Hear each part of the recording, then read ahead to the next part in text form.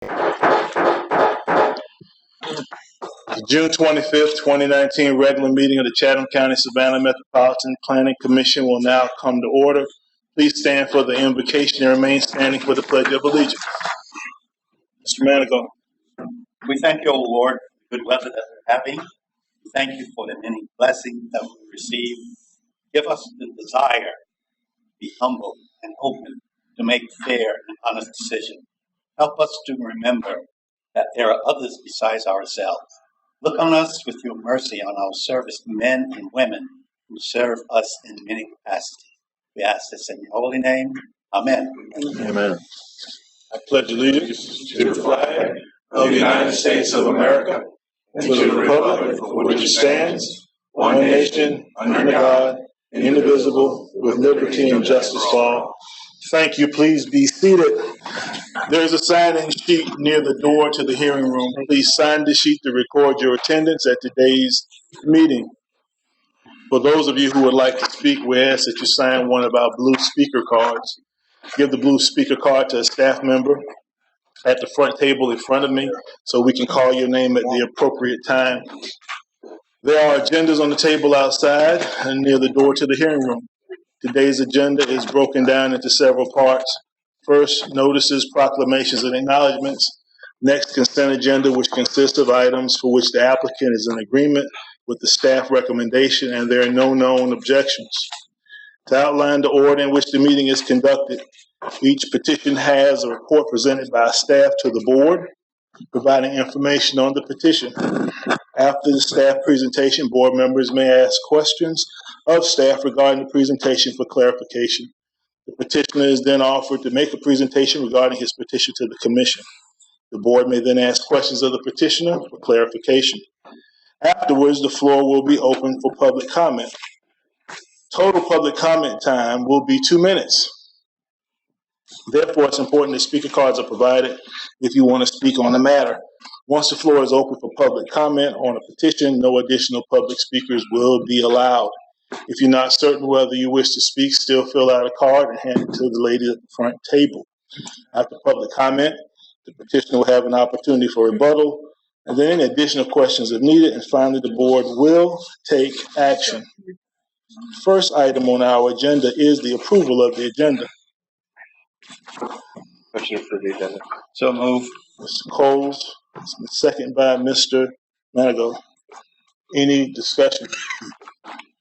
Any unreadiness? We are ready to vote. All in favor, signify, raise of hands. All opposed? Motion carries. Next, our regular meeting will be in the same room on July 16, 2019 at 1:30 p.m. There are several items that have been requested to be removed from our final agenda. Item 3, General Development Plan, Green Island. Anyone here on that? Number 2 would be the Wireless Telecommunications Facility Master Plan. Anyone here to speak on that? And lastly, the rezoning map amendment for 104 through 114 Durant Avenue. Anyone here on that matter? Yes, sir. I'm sorry, when you talked about wireless telecommunications. Yes, sir. Is that the notes that are being used all around? Yes, sir. That has been removed from today's final agenda. Yes, sir. Yes, sir. These 3 items have been removed from the final agenda. The chair will entertain a motion on all 3 items. Motion. Second. Properly moved by Mr. Coles, by Mr. Noah and Mr. Coles. Any discussion? Any unreadiness? All in favor, signify by raising your hand. All opposed? Motion carries. Items to be withdrawn. There are none. We have several items on the consent agenda. Item number 6 is the approval of the June 4th, 2019 briefing and regular meeting minutes. Item number 7 is to approve the deposit account resolution and authorization for check signers on the MPC bank account. And item number 8, new construction carriage house. Anyone here on item number 8? Okay. Item number 8 is on the consent agenda. Petitioner. That's the petition. Okay. I don't think there's a need for us to bring you up, Ms. Mulholland, at this point in time. Item 6, 7, 8 on the consent agenda. The chair will entertain a motion. Motion to approve the consent agenda. So move. Been properly moved, Mr. Cole, second by Mr. Manager. Request to rezone property located at 0 Fort Argyle Road in unincorporated Chatham County from an existing PDR SM, which stands for Planned Development Reclamation Surface Mining, to an RA, Residential Agricultural Zoning District. Subject property consists of one parcel that's approximately 62.5 gross acres in size, located on the west side of Fort Argyle between Highland Boulevard and Bush Road. Here's a subject parcel map. You can see the subject parcel is split zoned, with the western portion being zoned RA and the eastern portion being zoned the PDR SM. Prior to 1987, this entire site was zoned RA, residential agriculture, but was rezoned, at least the eastern portion was rezoned to allow for a borrow pit. The MPC approved in 1987 the borrow pit general development plan with an excavation timeline of approximately 8 years. Since that time, the property has since been reclaimed. As you can see here, there's a lot of vegetation on the site, and it features four ponds as a byproduct of the borrow pit. If we look at the surrounding zoning, it's primarily RA to the north and the planned development reclamation surface mining to the south. But even these PDR SM to the south have a majority of them have been reclaimed and now are vegetative open fields with ponds. The existing PDR SM district only permits uses related to surface mining and landfill operations. The petitioners would like the RA district, the property to be rezoned to the RA district to allow for a homestead on the property, which would not be permitted in the current PDR SM district. Permitted uses in the RA, in addition to single-family homes, include duplexes, greenhouses, religious facilities, and camping sites. We look at the future land use map. The site is planned for its planned development, which per the comprehensive plan is intended for master planned areas, accommodating cluster development, neo-traditional development, or mixed-use residential. The RA district is actually less intense than this future land use designation. Staff does find that the RA district satisfies the rezoning criteria in section 11-2.8 of the county zoning ordinance, in that the residential agriculture district would permit low density and low intensity residential uses that are consistent with the rural character of the surrounding area. We find that the RA uses that are permitted would not generate significant traffic and would not necessitate improvements to infrastructure. The site does front Fort Argyle, and there is no water or sewer along this road, so no improvements would be necessitated there. We also find that a rezoning to RA would revert the property back to its original RA zoning prior to 1987. In summary, we do recommend approval to rezone the eastern 47.5 acres of this site to the RA district so that the entire parcel would maintain the RA residential agricultural district. You have to answer any questions. Mr. Lawrence, there being none, is the petitioner present? Sir, if you would step forward and state your name for the record.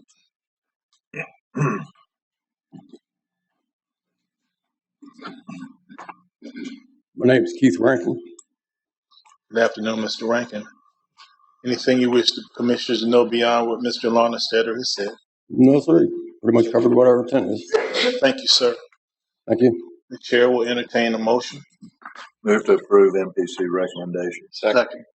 It's been properly moved in second. Any discussion? Any unreadiness? All in favor signify by raising your right hand. All opposed? Motion carries. Thank you, Mr. Rankin. Item number 10, text amendment, Ms. Mulholland.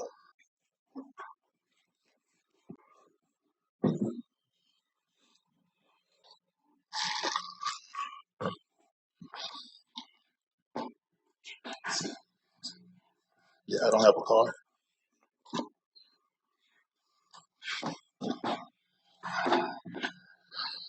Thank you.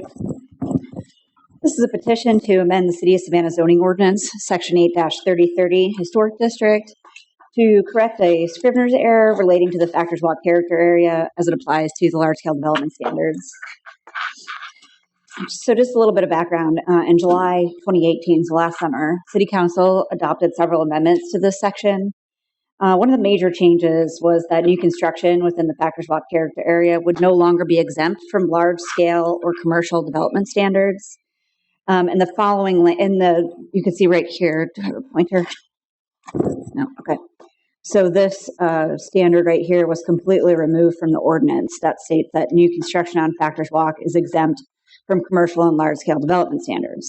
However, staff was looking through the ordinance several weeks ago, and we found that that exemption was inadvertently left in section 16 of large-scale development standards. It still states that new construction on Factors Walk shall be exempt from large-scale development standards. So we are simply proposing to remove those 4 words, so on Factors Walk, and then capitalize the defined term of monumental buildings. Just to clarify too, or to confirm, we did, thank you. We did meet with our stakeholder group again that we had met with for the few years that we were going through the process of developing those changes that were adopted last year. So that included groups such as the Tourism and Leadership Council and Historic Savannah Foundation, the Beehive Foundation, groups like that. And we did get together with that stakeholder group again, and they did confirm the consensus of that meeting was that this proposed amendment is consistent with the intent of the changes that were made in 2018. So staff is recommending approval to change that text to this statement here. Questions of Ms. Mulholland? Anyone from the city present? I think so. Bridget Liddy was that applicant. I did see that. I did see her present. There being no questions, I have no speaker cards. Chair will entertain a motion. It's been properly moved by Ms. Jarrett. You have it. Thank you. Any discussion? Any unreadiness? All in favor signify. Raising your right hand. All opposed. Motion carries. Item number 11, Mr. Lawrence-Stetter. Yes, thank you. Anyone who's arriving late, if you wish to speak on the subject, kindly get a blue speaker card and fill it out and hand it to one of the ladies at the front desk.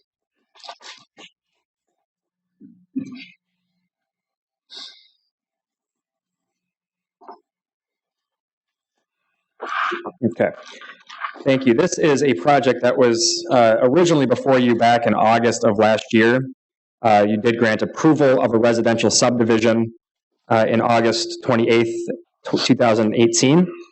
The subject site, before I go into what was approved, I'll explain where it is. The subject site is located on the north side of Norwood Avenue, just north of Skidaway here. It is between and has frontage along Norwood Avenue and Lansing Avenue. These two properties would be combined and then, again, subdivided to allow for residential subdivision. Back in August of 2018, this plan was before you, and you did approve this plan for a 32-lot, 55-unit residential development on 7.22 gross acres. There were 32 lots that consisted of both single-family and duplex developments, thus giving you, or duplex units, giving you the 55 total units on the lot. This plan featured a private road that culminated in a cul-de-sac. This cul-de-sac did have emergency access via Lansing Avenue. Also, at the time when this was approved, no dimensional variances were needed or granted as part of this duplex and single-family development. The petitioner is now returning with a revised preliminary plan shown here, which features a total of 33 lots that are all single-family residential, so there are no more duplexes on this in this development. However, as you can see, the cul-de-sac has been removed and been replaced with a T turnaround that features 5 double frontage lots along Lansing Avenue. The street is now intended to be public rather than private. Per the petitioner, these modifications are being requested to A, allow for the road to be dedicated as a public road, and B, to make this a feasible single-family residential development. Looking at the zoning map, you can see that the parcel is split zoned R1 and R2. but the entire development is within the Environmental Overlay Conservation District. The R1 and the R2 districts both require a minimum 60-foot lot width and 6,000 square foot lot area. There's a provision in the Environmental Overlay Ordinance which allows lots to be reduced in either width or depth by up to 10% if the project features a minimum 25% green space and open space. The ordinance further defines open space as common area ponds or lagoons or pervious right-of-way, and defines green space as areas that are publicly owned areas and common areas in residential development. So this means that all common areas and green space need to be separate from the parcels themselves and need to be a part of a publicly owned common area. Now I mention this because the revised plan features, actually a majority of the lots within the revised plan are deficient by 5 feet. So they're 55 feet rather than the required 60-foot lot width. So if this green space and open space provision could be applied here, the lots could legally be reduced to 54 feet in lot width, so they wouldn't need a variance. However, looking at the amended plan, staff only finds a 17.1% green space and open space, so it's deficient by about 8% from that provision. Therefore, we cannot apply by right the 10% lot width reduction. The petitioner does understand this and has applied for a variance to permit the lot width reduction to 55 feet. And the petitioner states and claims that this is a justifiable variance because, I'll pull up a plan to show you, because the intent is to actually dedicate, or not dedicate, but create a buffer, shown here by this thin purple line, at the rear of all of the lots. Now, the petitioner states that this is not going to be a publicly accessible or public buffer, meaning that it's going to be on the individual lots and it's going to be maintained by the individual property owners. So staff finds that the private buffers don't meet the intent of that green space provision because they're not common open space. They're in the backyards of each of the lots. And B, staff has concerns about the longevity of these buffers being maintained by the private property owners rather than the neighborhood association, for example. Additionally, this revised development has 5 double frontage lots, meaning that it has frontage along this public road or this unnamed public road as well as Lansing Avenue. The Chatham County subdivision ordinance expressly prohibits the creation of double frontage lots. So here we have 2 variances that are necessary in order for this project to go through. One is the 5-foot lot width reduction, and 2 is the creation of these 5 double frontage lots. So on its face, staff finds that the revised plan does not satisfy the conditions of both the zoning ordinance and the Chatham County subdivision ordinance because of the deficient lot width and the double frontage lots. And on its face, we do recommend denial of the revised preliminary plan. However, if the MPC determines that relief is justifiable in this case, there are several options that you can take today. The first would be simply approving the 5-foot reduction variance for the lot widths and approving the double frontage lots here. So there'd be 2 variances that would need to be granted. The second option would be to ask the petitioner to return with a revised plan that would essentially act like a conservation subdivision. Now, the intent of a conservation subdivision is to allow smaller lot sizes, so smaller lot areas, smaller lot widths, with the end goal of getting more open space on the property. So you're clustering the lots closer together to allow for more green space and open space on the property.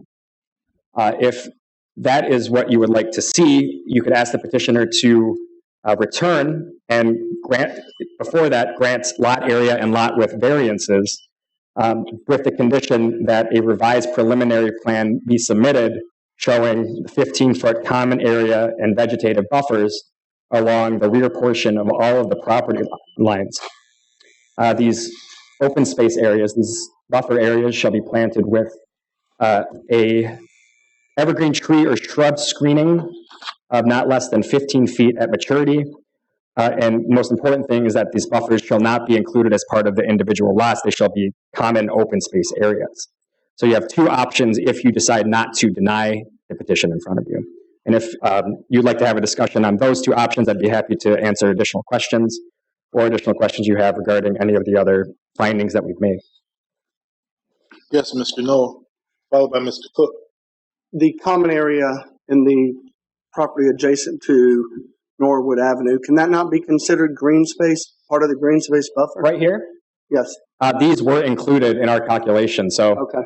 these two areas were included, as well as pervious pavement within the right-of-way. So that came up to 17. That, yeah, total of the pervious right-of-way and the open space adjacent to Norwood was 17.1%. Mr. Cook. The first option you talked about, the conservation park, wouldn't that require a reduction in the number of lots? The first the conservation subdivision aspect, not necessarily, because you could grant them a lot area variance, which could reduce the size of the lots. Any additional questions of Mr. Longstep? Thank you, sir. Is the petitioner present? If you would, sir, please step forward and state your name for the record.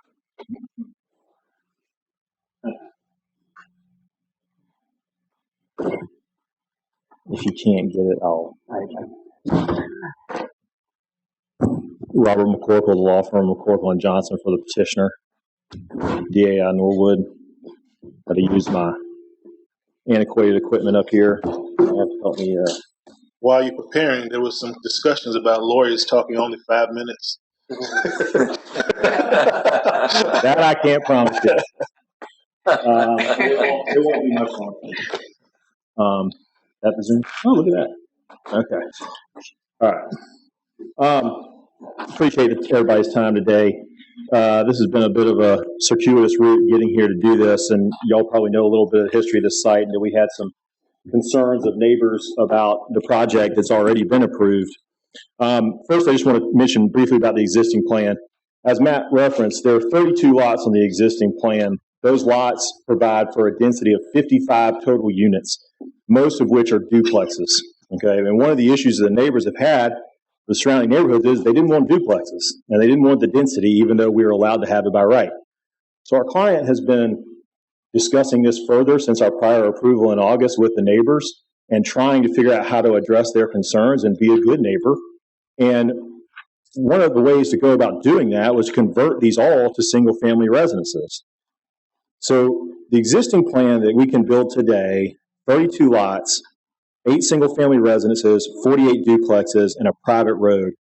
I want to be clear, there is no access onto Lansing as it's currently drafted, other than an emergency gate that would be opened by the fire department, because of the fact that the cul-de-sac does not meet county standards, is okay as a private road, but would not be okay as a public road.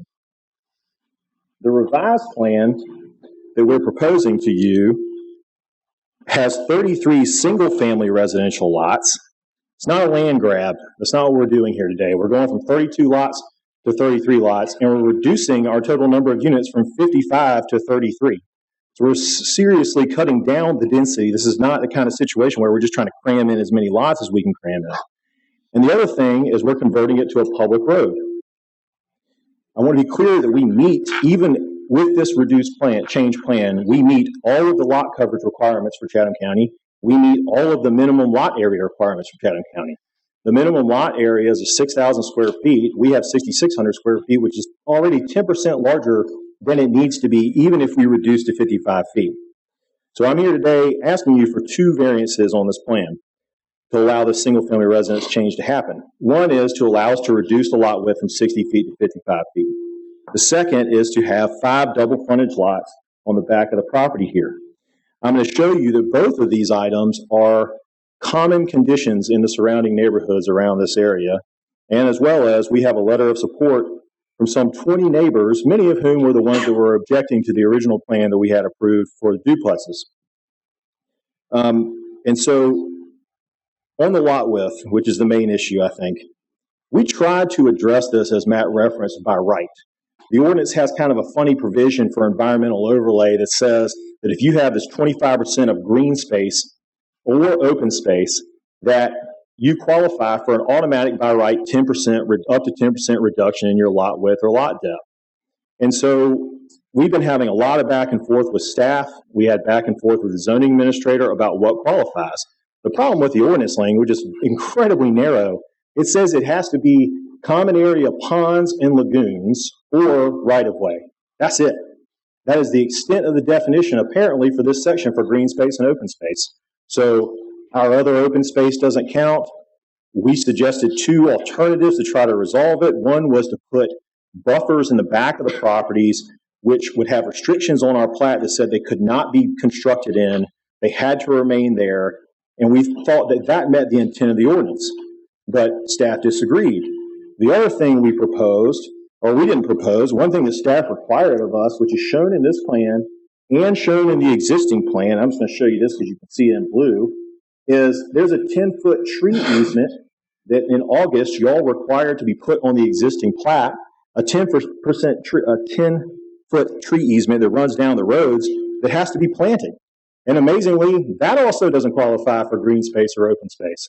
And so even though we have a planted tree lawn along the streets, we can't count that towards trying to meet the 25%. Your staff report mentions that we are 0.568 acres short of qualifying by right. If you counted the tree lawn that we've added that we're required to put, that's 0.46 acres, then we're actually 1/10 of an acre short of qualifying by right.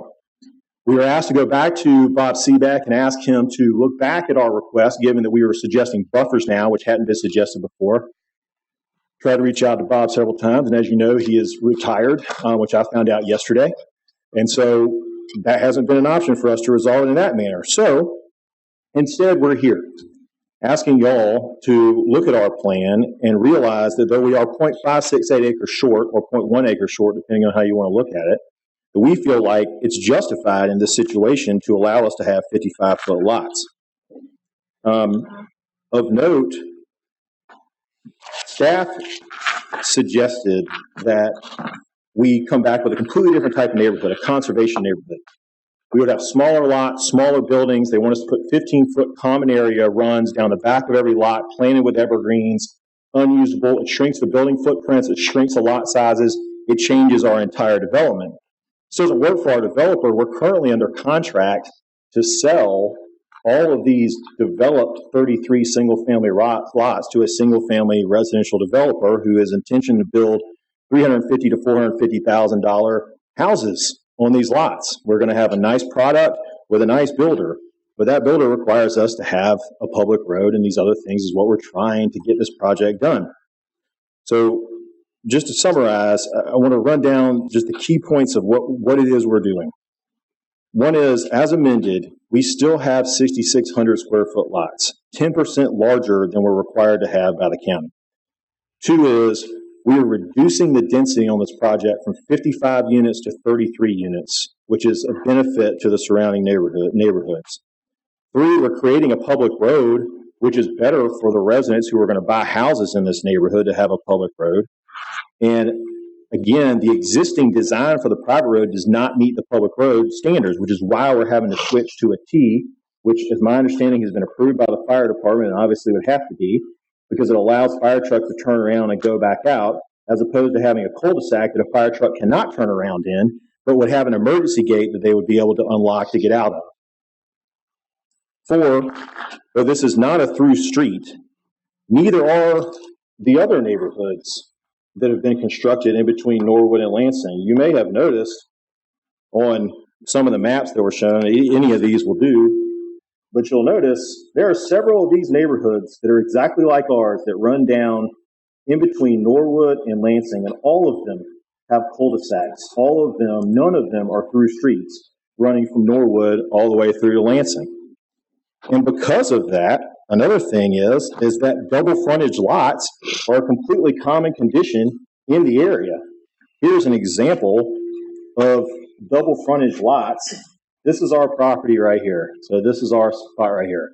All of the highlighted green, excuse my coloring skills, are all double frontage lots in the immediate vicinity of our property. And you will see on the other side of Lansing, every single lot that runs down Lansing is double frontage lot. And then as you go down with these cul-de-sacs that have been constructed, they were approved by someone for subdivision within Chatham County, had double frontage lots facing on the cul-de-sacs, and again, backing onto Lansing. So we're asking for those double frontage lots to be treated the same as the other subdivisions have been treated. And lastly, lots under 60 feet is also a common condition in the immediate surrounding neighborhoods. This is just a picture of our property in the immediate neighborhood next to us. Every single lot in the neighborhood, except for 3 or 4 in that particular area, is under 60 feet and range somewhere between 40 and 55 feet. I'm not suggesting to you that they don't predate the zoning ordinance. I'm just telling you that they're there. And this is just a larger scale picture of surrounding lots around our property, which is here, which are all less than 60 foot in width. So one thing that all these lots that I'm showing can't say to you is that though they're less than 60 foot in width, they more than exceed and exceed by 10% the actual lot size that is required by the county.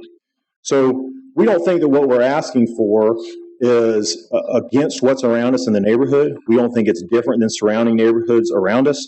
We don't think that it's outside the bounds of what would be allowed in order to allow us to lower density and to provide a single-family residential product that the neighbors have expressed that they want. This is a letter that we submitted that we received from neighbors confirming that they had had a meeting and that they all support our lot variance request for the purpose of reducing these to create single-family residences. And so, just to answer one question before you ask it, because I'm guessing you will, is whether or not, how do we know these are going to be single-family residences? Well, as noted in the staff report, you might have noted that to have a duplex or an attached single-family residence, you have to have 7,200 square feet of lot area, which is why our lots in the existing plan are 60 feet by 120 feet to allow us to have duplexes. When we shrink our lots by 5 feet, they will all be 6,600 feet, which will no longer allow us to have duplexes. So that problem will automatically take care of itself if our variances are granted. So we ask for your approval of the plat as submitted, and I'm happy to answer any questions that you have. Questions of Mr. McCorkle? Yes, Ms. Jarrett. I have a few questions for you. Why would you not offer your residents an opportunity to exit the subdivision on Lansing as opposed to traveling on Norwood? Especially if you're asking for it to be a public street. You want to answer that, Jay?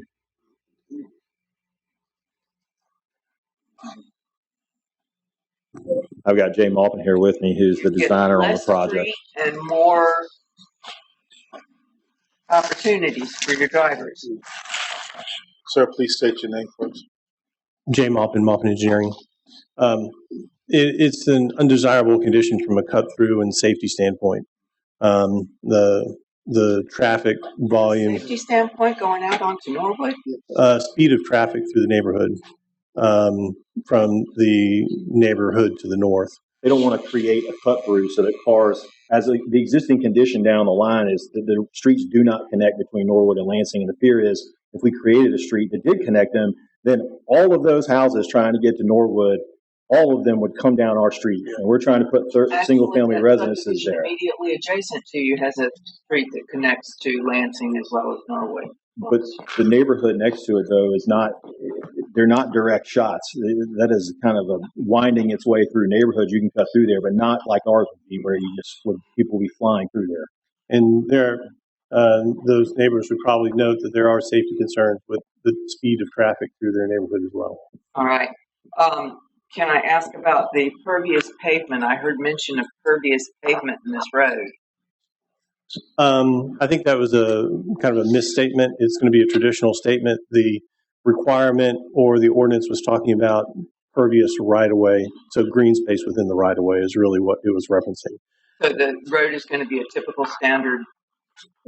Correct. The Chatham County subdivision ordinance from 1961 won't allow us to do anything else. Has Chatham County agreed to take the road? The engineering department is pending this review and approval to approve the plan. All right, I have a couple more questions. One is, if you were to run that road all the way through, you could put the buffer in the front rather than in the back, and you have less issue with having your residents have an easement behind them.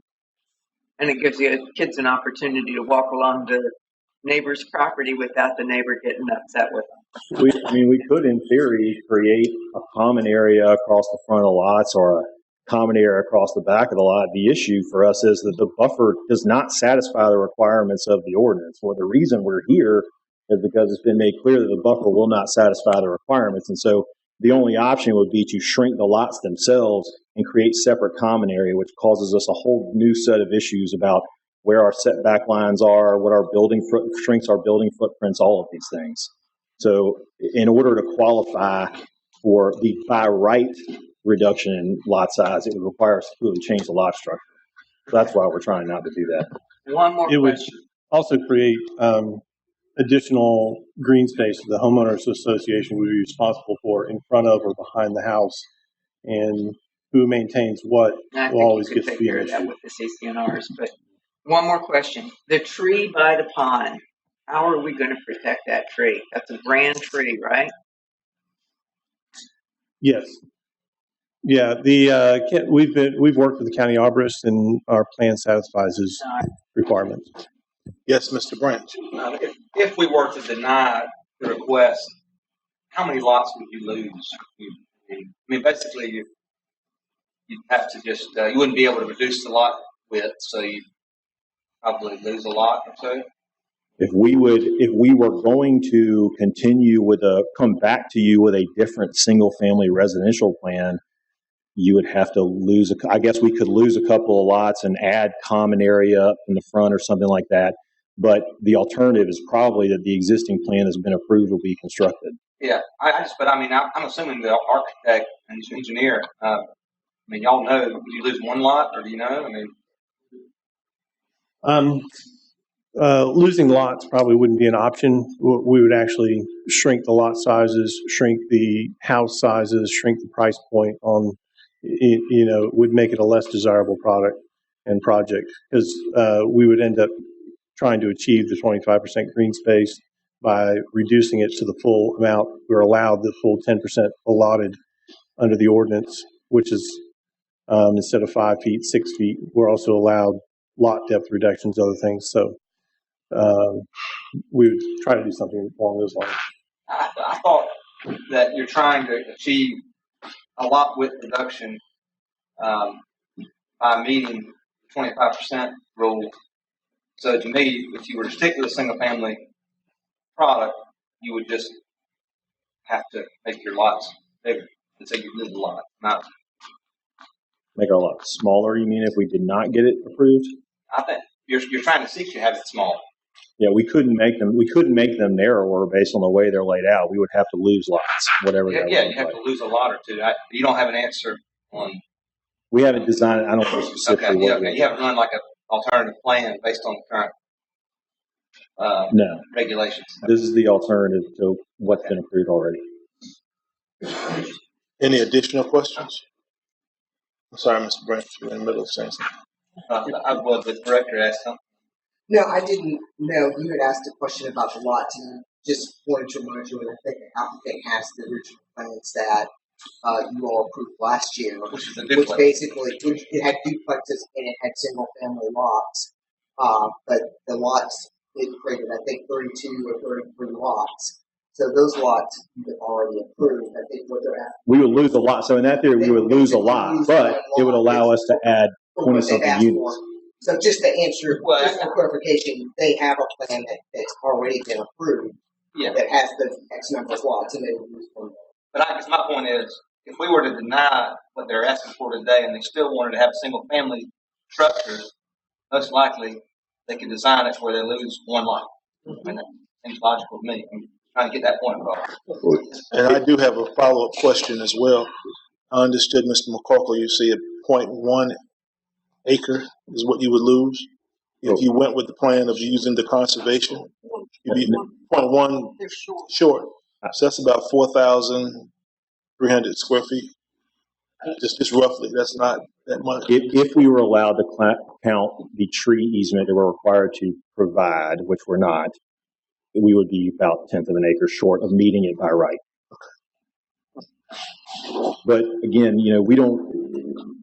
we're trying to lower our density and put a product that will satisfy both the neighbors and our ultimate buyer and constructor of these lots. And don't believe that we're so close to meeting it already by right that we don't believe that the variance we're requesting is going to have any type of negative effect or adverse effect on any surrounding property owner or anything else different. And to the contrary, it's going to be a benefit to the folks that are surrounding us, and I think a benefit to the people who are going to live in the neighborhood.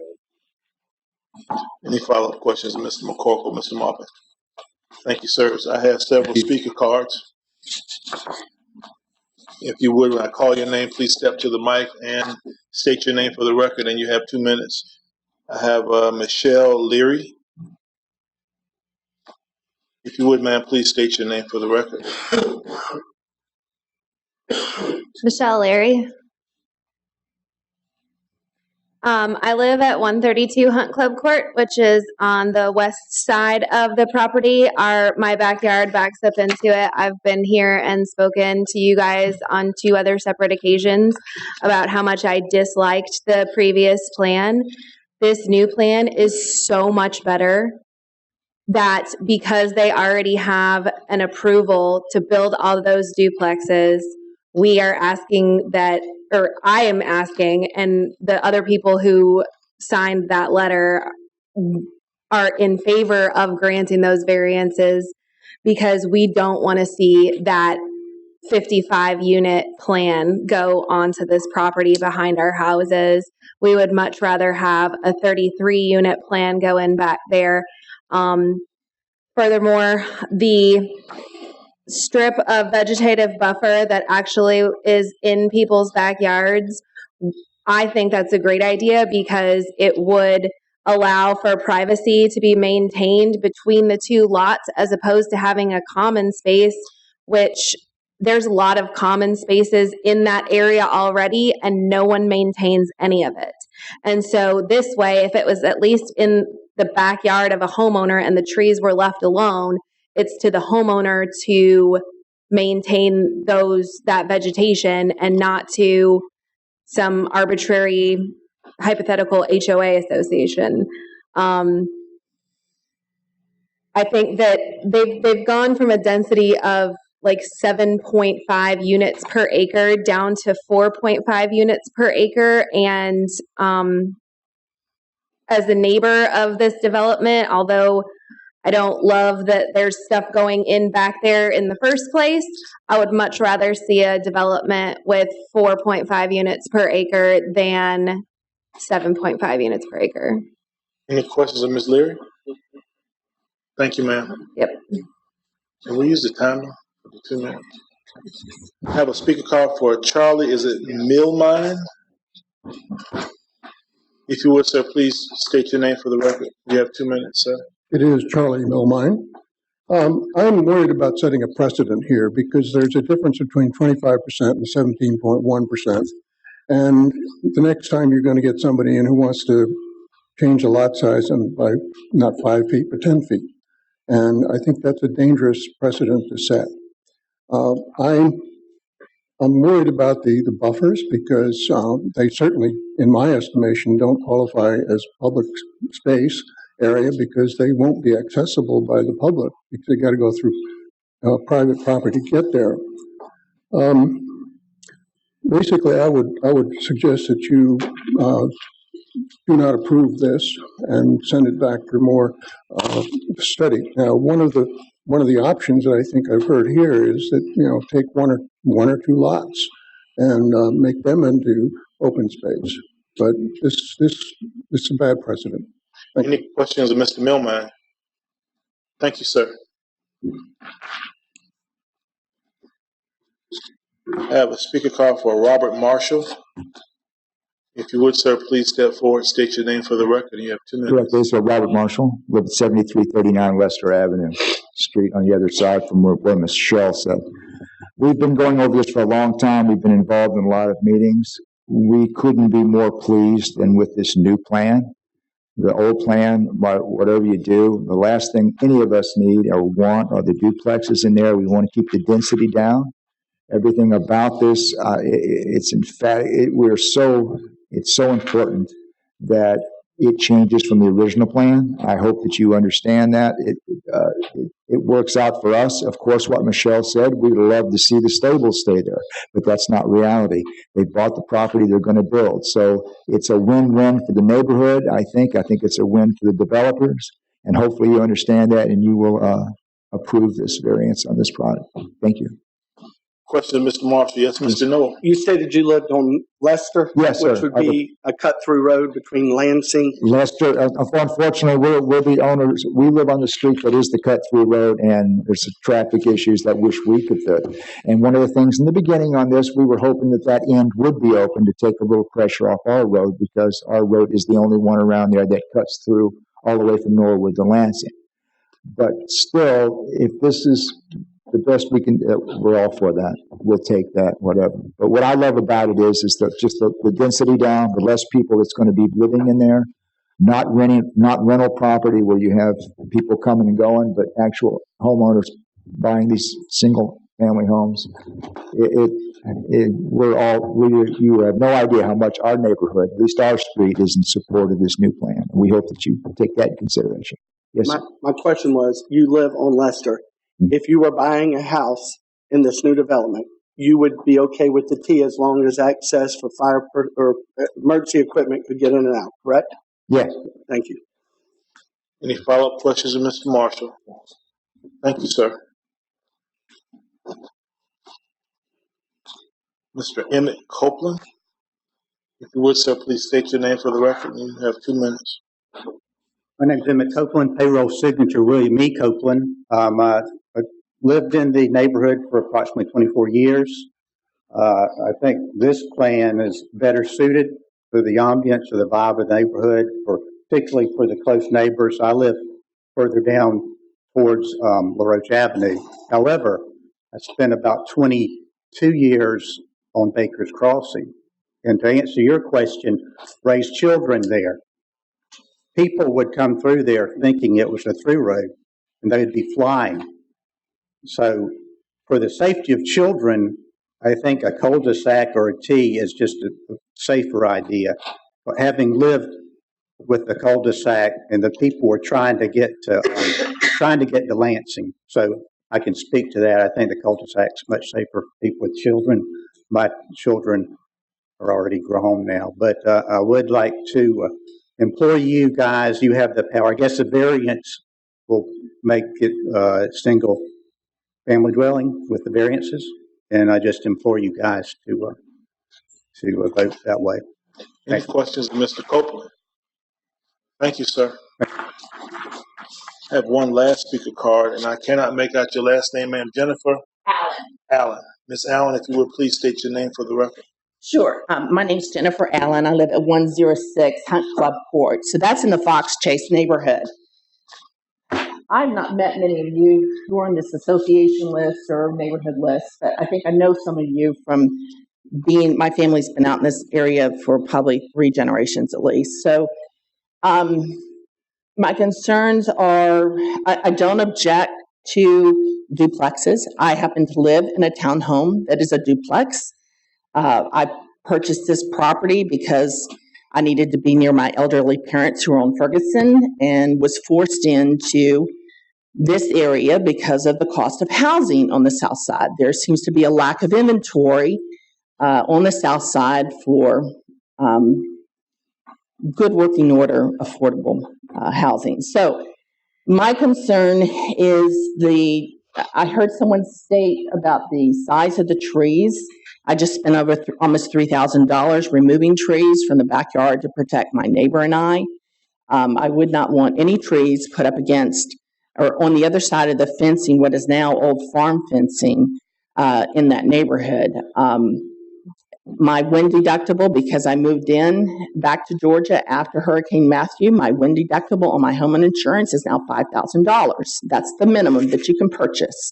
And I've done my homework with the insurance companies, and I used to be an insurance agent out in Texas.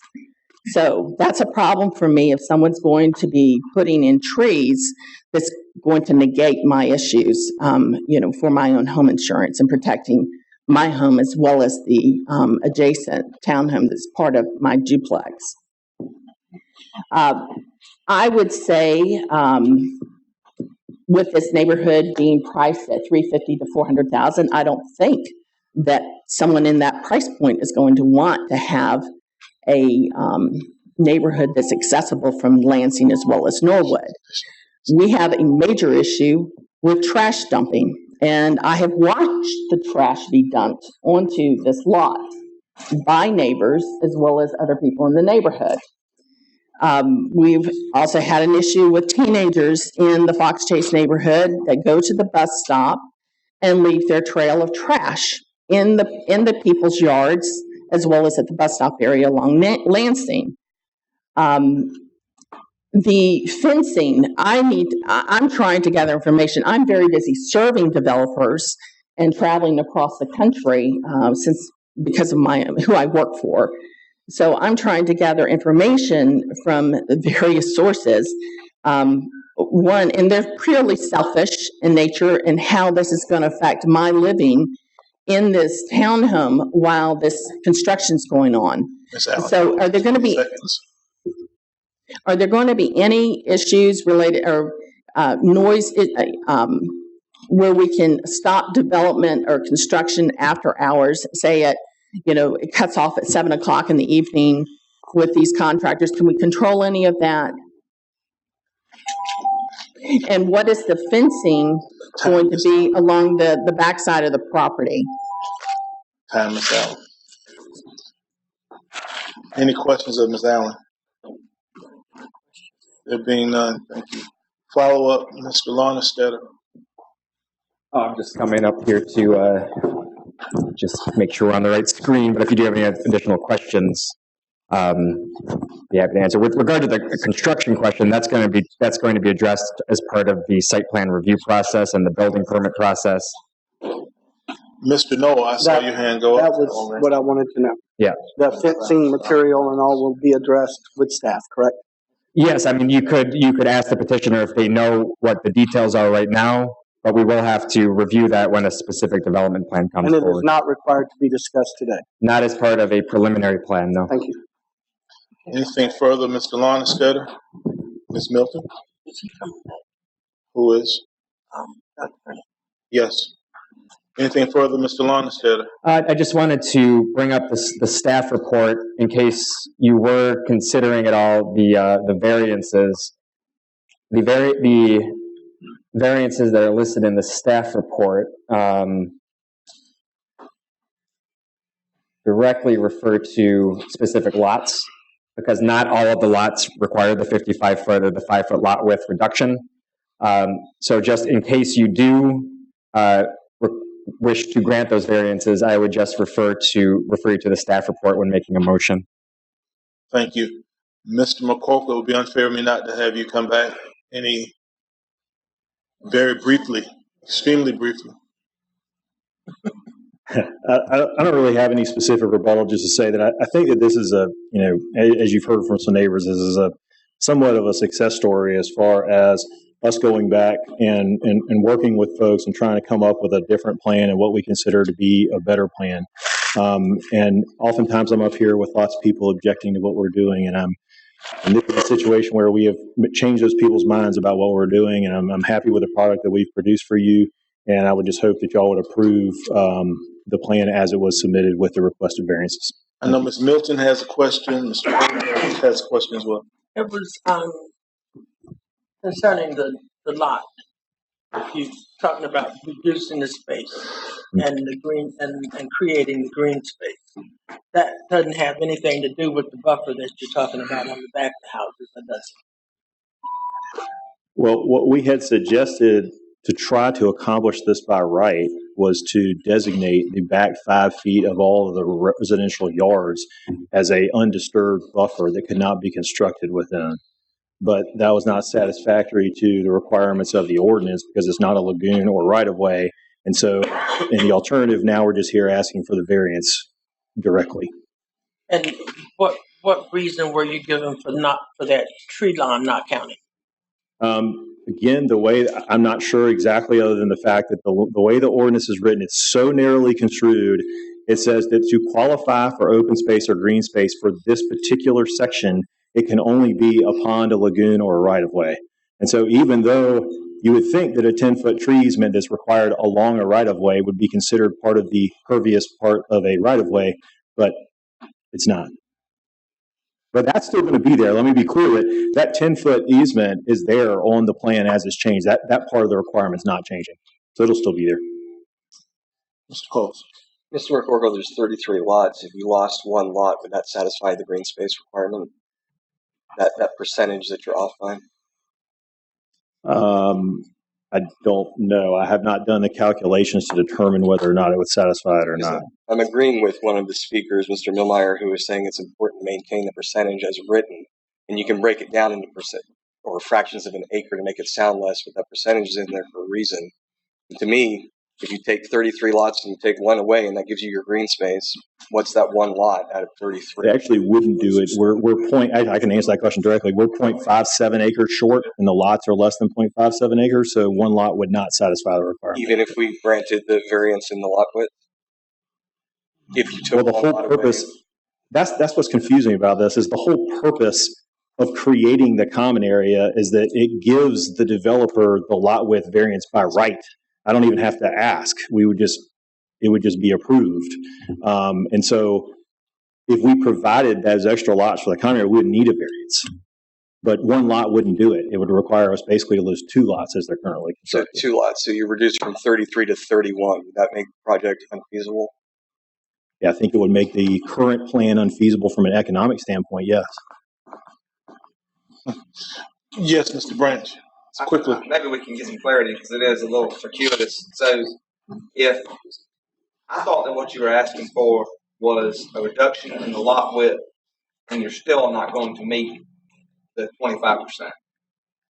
That's correct. We're just asking for a variance. So you're not going to, you're not going to meet, you're going to get you're asking for a reduction in the lot width and not have to meet the 25% requirement, I guess. Correct. Yes. That's why we need a variance, because we won't meet the 25%. And I guess what I believe the other commissioner here is saying, Mr. Coles, is can you reduce the lot width? We grant that, and yet you still meet the 25% requirement. Will that lose one lot or whatever? I think we would be required two things. I think we'd be required to lose 2 lots, and I think we would have to make that common area either a pond or right of way. Those are the only 2 things that qualify the way it's drafted. So what we had tried to suggest is that we do buffers and other things to try to, meet those requirements. But ultimately, the way the ordinance is written, it says it's got to be a common area, pond or lagoon, or a right of way. Ms. Jarrett. All right. So what if you went back to your original road plan with the dead end and made them single family? How many lots do you get then? 31 or 32? 32. You mean if we kept a cul-de-sac at the end? Yes. Well, the current county standards for requirement of the width of a cul-de-sac that would qualify, and understood. I think we would lose all the lots on the end of the cul-de-sac down there. But all of them. You could do the cul-de-sac that you had before with the breakaway, couldn't you? It would have to be a private road if we did that. That's part of we've worked this thing and tried to come around it as many different ways as possible. And what we've come up with, we believe, it doesn't cause a detriment to anyone and solves a lot of problems for other people, including ourselves and the neighbors. So we just hope that you'll find it acceptable. We've beat it about every way we can possibly beat it. Thank you, Mr. McCorkle. Thank you. Chair will entertain a motion. Move to approve staff recommendation for denial. Second. And properly moved and second by Mr. Branch. Any discussion? Any unreadiness? All in favor signify by raising your hand.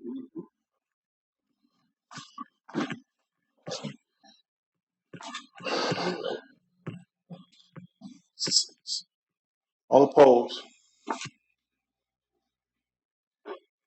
Stalemate. Chair will entertain the second motion. That was a stalemate. Did the chairman vote as well? I did. All right. As I understand, we have stalemates, and there's no secondary motion coming out. We will pass this to yes. Go ahead. Hear what you have to say, and then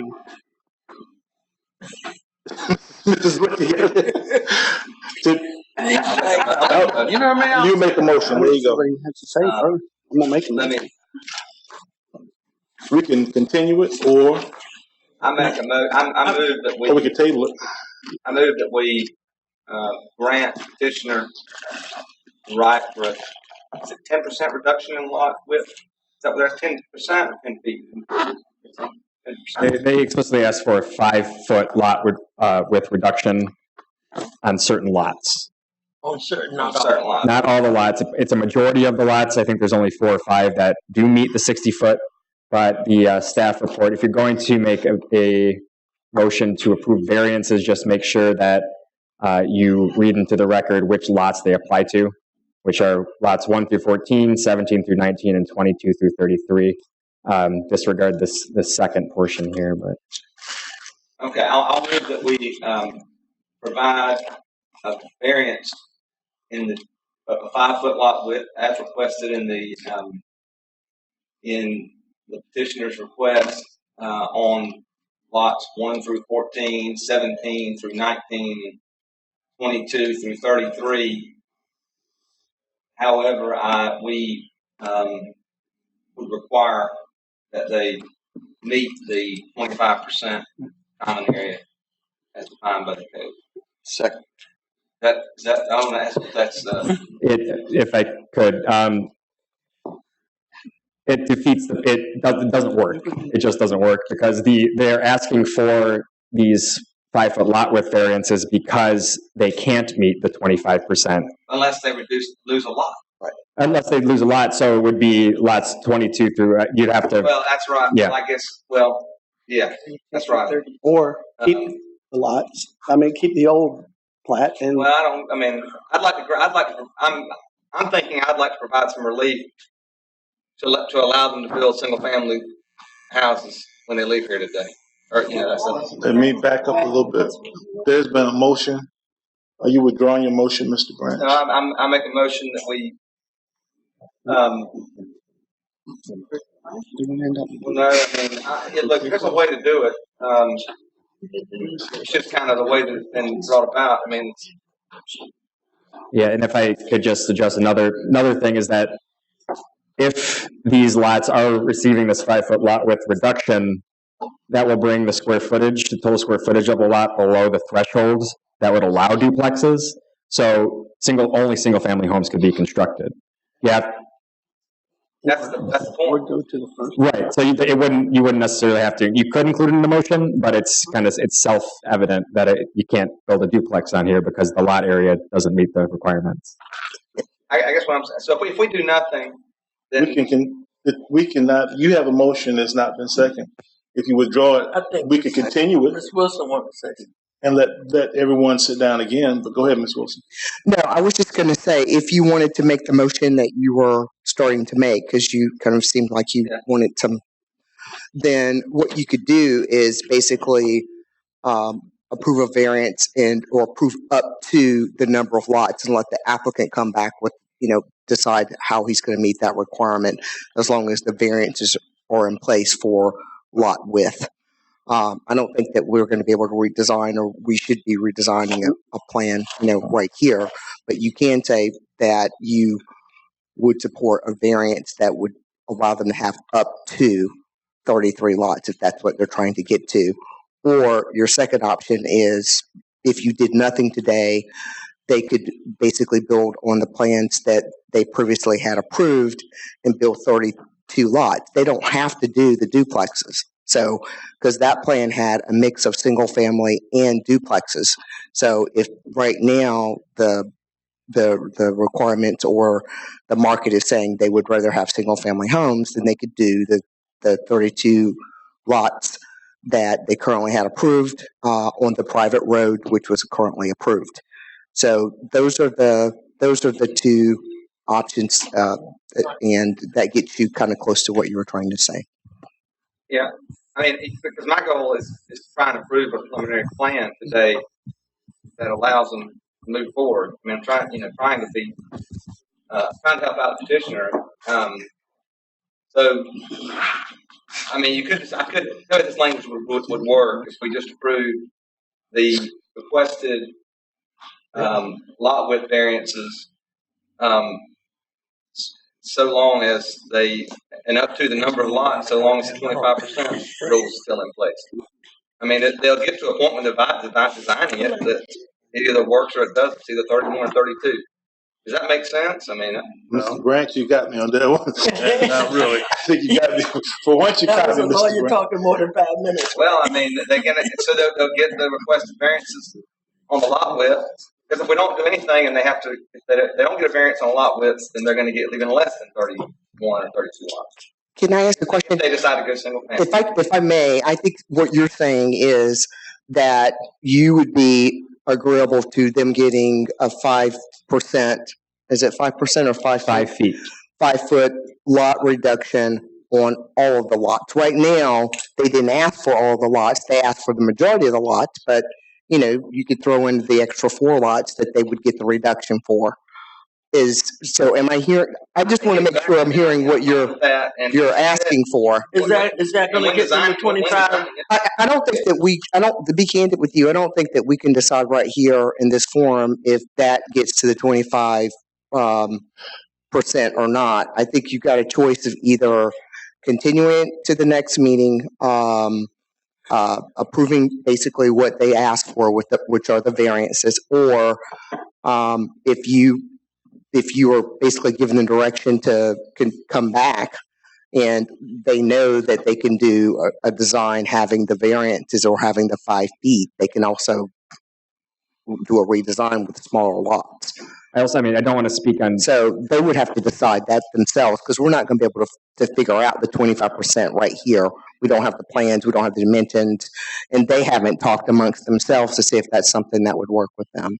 I do want to just play devil's advocate too here, though. If during their design phases, the applicant and the engineer, if they would have considered reducing one of the lots, which would have enabled them to get the 25% reduction, they wouldn't have had to come here in the first place because they could get that 5 foot reduction by right. Yep. So just kind of devil's advocate, it seems like it's kind of a circular motion. Yeah. That's just what I'm worried about, that it's not going to effectively solve any problems, and that the petitioner in the end could just say, you know what, we already have this approved plan back in August, we're just going to go off of this and not even worry about what was discussed here today. There's 3 options. They could build a duplex plan, they could get approval here today, build this plan they're proposing, or they could, you're saying, without having to come to MPC at all and get a preliminary plan approved, they could build single family homes and meet the 25%. And that was their intent all along, was to build single family homes and try to meet the 25% requirement by right. But unfortunately, the calculations didn't work out, and they weren't able to meet the 25%, thus them asking for the variance. Well, they weren't able to meet 25% because they've got, they could by eliminating the lots. But they wouldn't need to come and get a variance, obviously. If they went with the plans that they already have approved, they wouldn't need to get a variance. They could just build the 32 lots. Quickly, Mr. Noah, you had a question, and I'd like to hear Mr. Branch's motion once you ask your quick question. If this gets voted one way or the other today, and it's different than what was voted on in August, is that when did the last? In August. Do they still have the right to build what was approved in August? Yes. Okay. This project has been going on for a year, I believe, quite 2 years. There was a plan that was brought forth. We made comments on it. The petitioner went and met with the neighbors, is what I'm hearing from the greater majority of the neighbors. They have adapted it to the best of their ability. Yes, there's a variance required or requested. But I think that they've tried to do what was asked of them. And we can deny it and keep it at a certain lot, but then they have the opportunity to go back, and the density would be far greater, much more traffic on Norwood. I just think that we need to act on it today, in my opinion. Mr. Branch, your motion, sir. I move that we approve the petitioner's plan and granting them up to a 5 foot lot width variance on all lots in the neighborhood. I might need to make a motion that still meet 5. I'm giving them a variance in lot width so they can get more lots, but they're gonna still have to meet the 25%. I don't think I need to specify that. It has been properly moved by Mr. Branch to grant them the variance that they're asking for, the two variances that they're asking for. Is that correct, sir? Well, really, just giving them up to 5-foot lot width variance on each lot. You do understand there are two variances that they're asking for. They're asking for a variance for the 5-foot double lot footage lots and the one to go to 55 feet on the lots. Those are two variances that they're asking for. And so your motion is to simply allow them to have one variance and you're denying the other one? Correct. I mean, I'm basically allowing them smaller lots. So I'm trying to, you do understand, Mr. Branch, that by granting one and not granting the other, you stymied him. Yeah. Well, and they're stymieing as it is. I was just trying to get something rolling here, you know.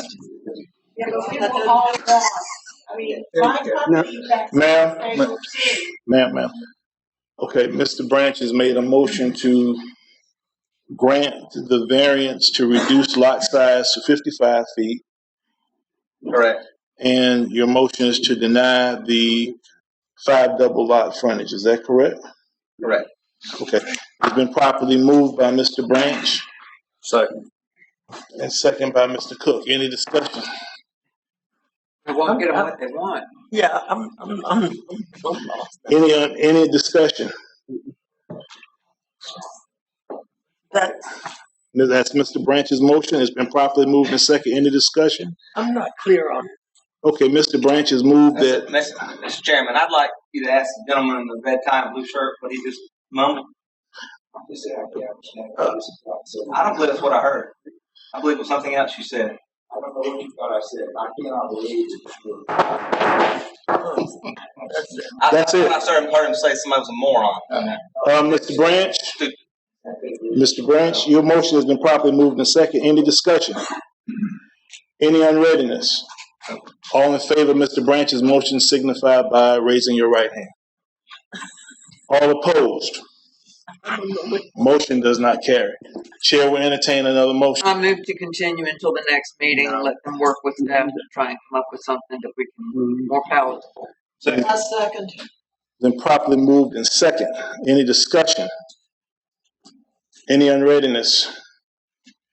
All in favor of motion to continue signify by raising your right hand. Motion carries. Continue to the next meeting. Next item on the agenda. Mr. Jones. With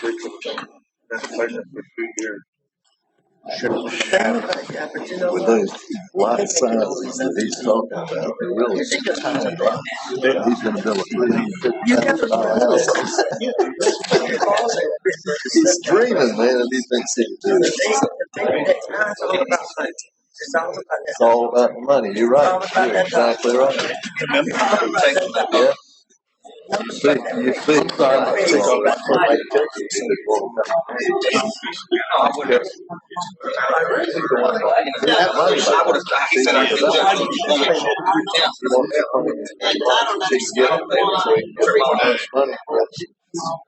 Yeah, but this is about that dollar. They make it over $11 million.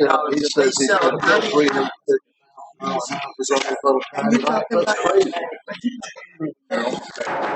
Order. Jones, please start. Yes. The applicant is requesting approval for the demolition of a contributing building in the Kyler Brownsville Historic District. It's located at 726 West Victory Drive.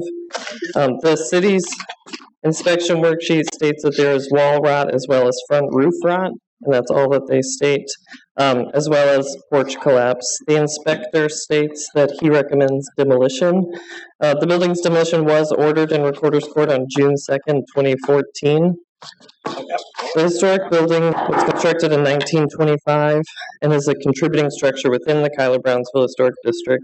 It also represents an example of the bungalow farmhouse built in the southern portion of this district, and it still possesses high historic integrity, even though it has experience deferred maintenance and neglect.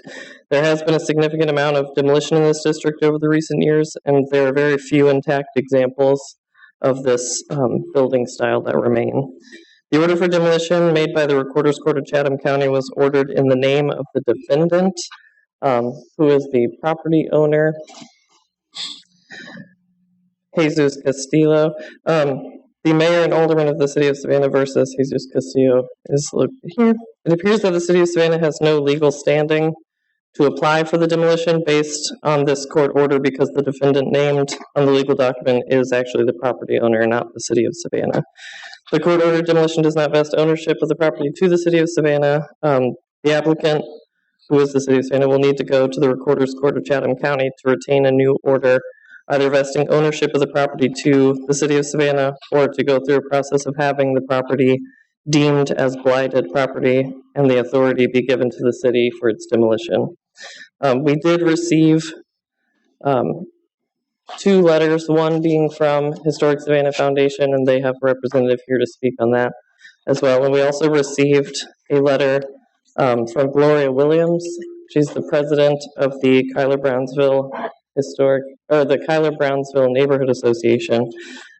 She does state that she submits this in writing in opposition to the demolition of the house located at 726 West Victory Drive in Savannah, Georgia.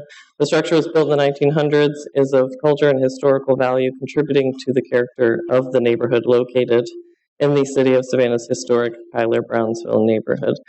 The designated historic neighborhood is listed on the National Historic District Register. This structure is valuable to our community's future as we seek to maintain the integrity of this neighborhood.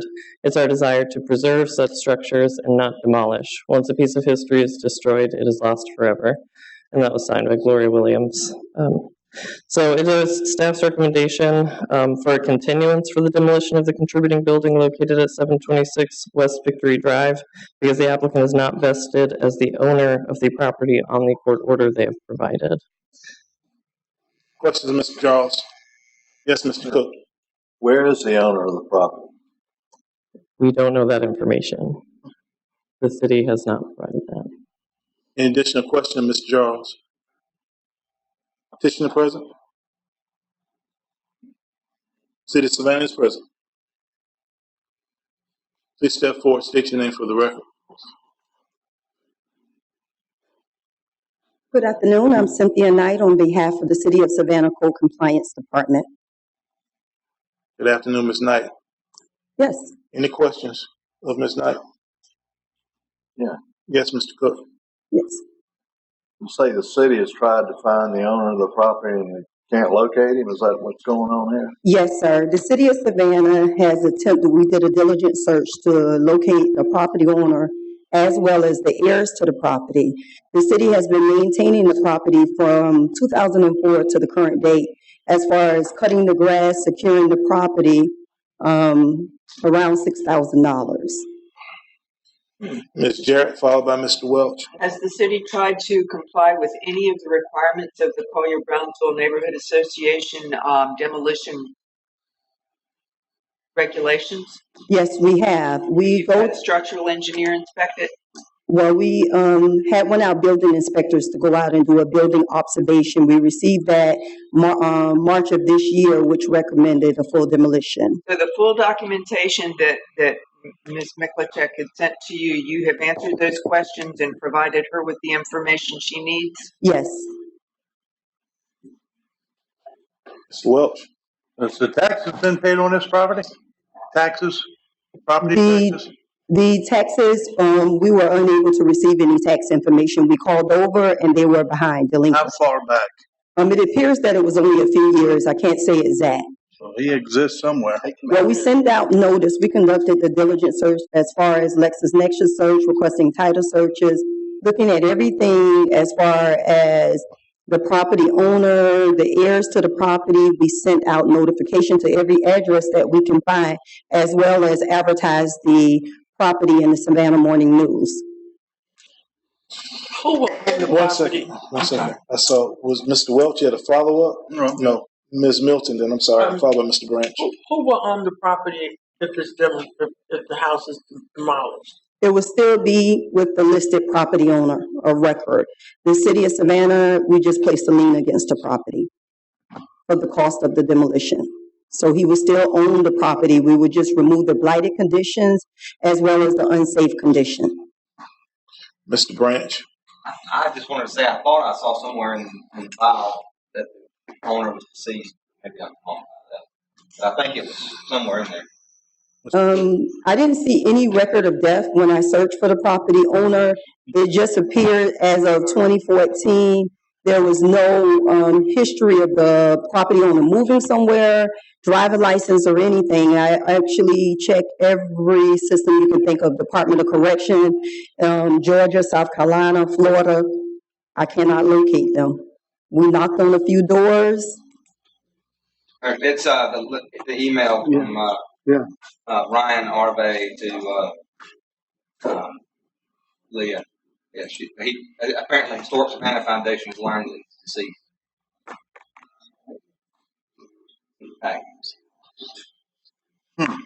Do what?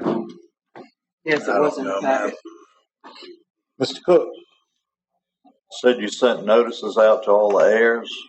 We only was able to find one individual, which was the individual that's listed on the court order who provided a agent agreement form to stand in for the property owner during the court hearing when we obtained the court order to demolish. But yes, sir, there was only one heir that we can locate. No response from them, and they don't live at the address which is shown to be local. So you got no response from the person? No response at all, sir. Yes, Ms. Milton. Followed by Ms. Jarrett. Is the same name who's on the property is the same name that was on that on the court order? No, ma'am. The name that is on the court order was an individual who responded on the owner's behalf and provided an agent agreement form to the Code Compliance Department as well as when we went to court to hear the case. And you still, the tax information was 2 years behind? Yes. I was going to move to approve staff recommendation. Yep. Yes. I do have a speaker card. Yes, Oh, I okay. do. Any additional questions of Ms. Knight? Ms. Knight, I have one quick question. How was service perfected? How was service perfected? By certified mail. And that was notice of the... Notice of violation, recommending the owner repair the structure or demolish the structure. And we also advertise. So you perfected service by notice of publication? Yes. Who signed off on that notice of publication? Recorder's Court did? Yes. Thank you. Ms. Mahali, did you have something you wanted to add very quickly? Because I saw you move your head very fast a second ago. Thank you, Ms. Knight. I just wanted to be clear that the requirements the documents that are required to be submitted to apply for demolition of a contributing building have not been provided, not one of them. I just want to be clear about that. Thank you, Ms. Mahali. Do you want to know what they are? Yes, please. Okay. Criteria for review. Along with the application, the applicant shall present evidence which shall be considered in the application review. Evidence to be considered. Bona fide attempts to sell, lease, or donate the structure. Describe how the structure is creating an undue economic hardship. Have feasible alternatives. Identify feasible alternatives. Provide any evidence that supports demolition or relocation of the structure. Has the structure been altered to such a degree that its historic and architectural character cannot be recaptured? Is the physical integrity of the structure compromised to such a degree as no longer salvageable or represents a hazardous or unsafe condition? That one, actually, we could consider the building inspector one there. That's really the city. It's called the City of Director Inspections in our ordinance, but I believe there's a different title now. So they have said that one. But they're also supposed to provide an engineering report prepared by the state of Georgia licensed engineer regarding the physical integrity of the structure, an appraisal report prepared by a state of Georgia certified real estate appraiser regarding the current future market value of the property, an economic feasibility study regarding the rehabilitation and reuse of the structure, and any recent financial history of the property, including expenses and revenue.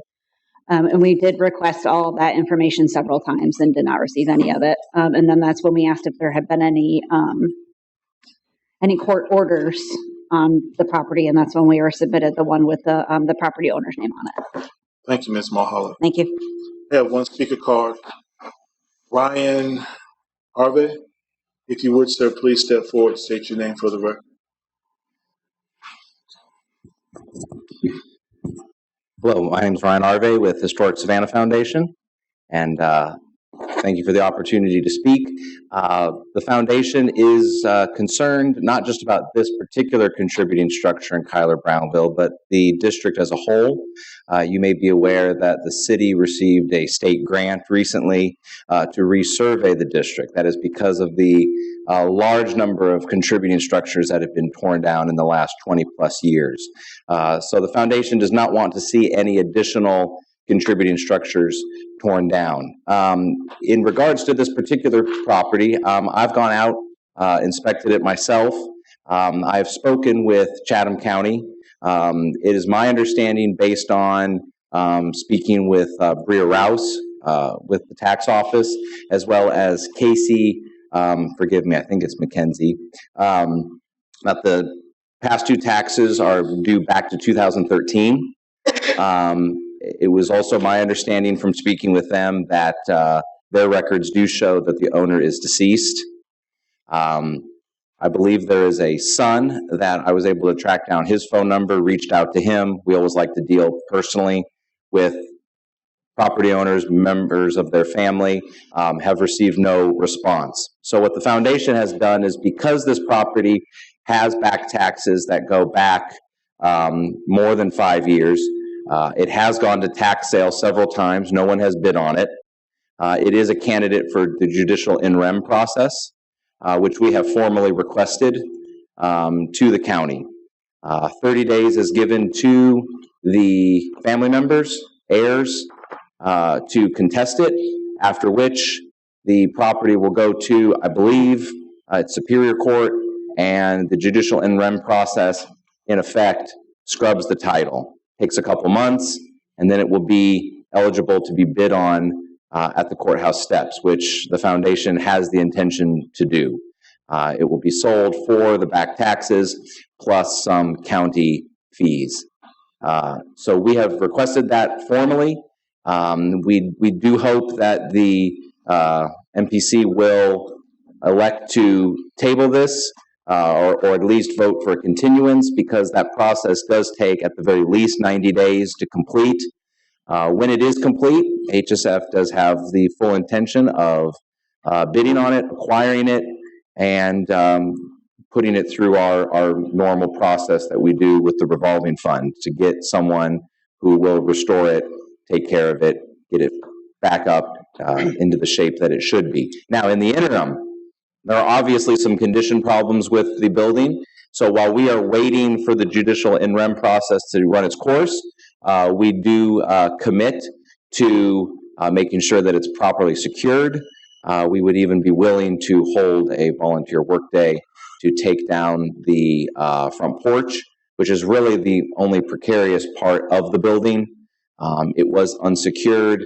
I have ventured in to the front room or so, I will admit, and while it is in rough shape, I don't personally believe it poses a public safety hazard, and we would be willing to help secure it, get the porch safe, and hopefully the in rem process. Now, we are not interested in bidding on a vacant lot in Cuyler-Brownville. We would like to save the house. So we need the house to remain standing long enough for that process to run its course. Not certain if you have the right to go on that property and do anything with that property at this point. Ms. Wilson, you had a question you wanted to raise, and then Mr. Cook. Yes, one of the things that I want to make sure everybody's mindful about is a lot of this is going to depend on what happens with the judge, because normally when a property is sold for tax purposes or on the courthouse steps, as they say, you can't do anything to the property for a year. It's generally a problem that a lot of jurisdictions around the state of Georgia and have. Technically, the person gets a year to kind of come back. So if you do go that route, it needs to be clear, or a judge or someone has to give an order that it's okay to go on there. At this point, it still ends up being trespassing. It's one of those things that is a quirk with tax sales, but legally, you're not supposed to go on the property even for a tax sale once it's sold. The nice thing about the in rem process. So I just wanted to make sure that you guys got the whole thing, and that if this did happen, and I'm sure that you know this, but the board might not, that you make sure that you get the judge to give you permission to deal with securing the property, because technically there are a lot of problems with it if it's sold at a tax sale. Right. Yes, good point. The nice thing with the judicial in rem process is that redemption period she was speaking of is only 60 days with judicial in rem. Standard tax sale, it's a year plus a day.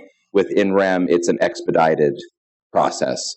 So it could take up to 3 months to clear title, and then once it goes to sale, there'll be an additional 60 days on top of that. So we're looking at about 5 months before HSF would be able to do anything. So yes, it's a valid point. Our offer to secure it would be a breach of that, so that we'd have to find a workaround around that somehow. Yes, good point.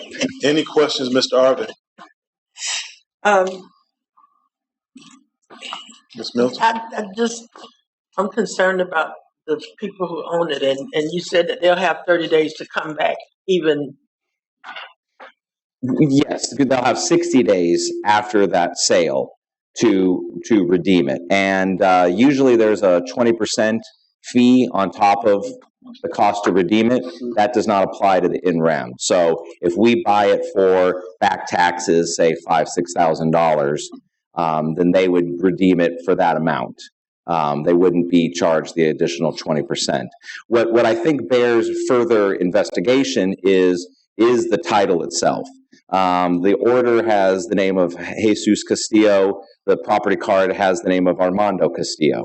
I don't know if the property was transferred in ownership through a proper will that was recorded, whether it was probated. The county has told me that the owner of record is deceased. So I think that would probably still bear some further investigation. Mr. Welch? What year was that house built? My understanding is 1925. Okay. Correct? Thank you. All right. I have no further speakers. Thank you, Mr. Arvin. I have no further speakers. Ms. Jarrett? Move to approve staff recommendation. Properly moved by Ms. Jarrett, and second by Mr. Cook. Any discussion? My only discussion would be, is the city opposed to allowing that process to happen? It's been properly moved to second discussion. Mr. Cole asked the question, does the city oppose? I would think they would be in favor of preserving instead of just tearing it down. Any unreadiness? Oh, well, we just went through this with the 36th Street property, and we denied that. Any unreadiness? All in favor of continuing? All opposed? Motion carries.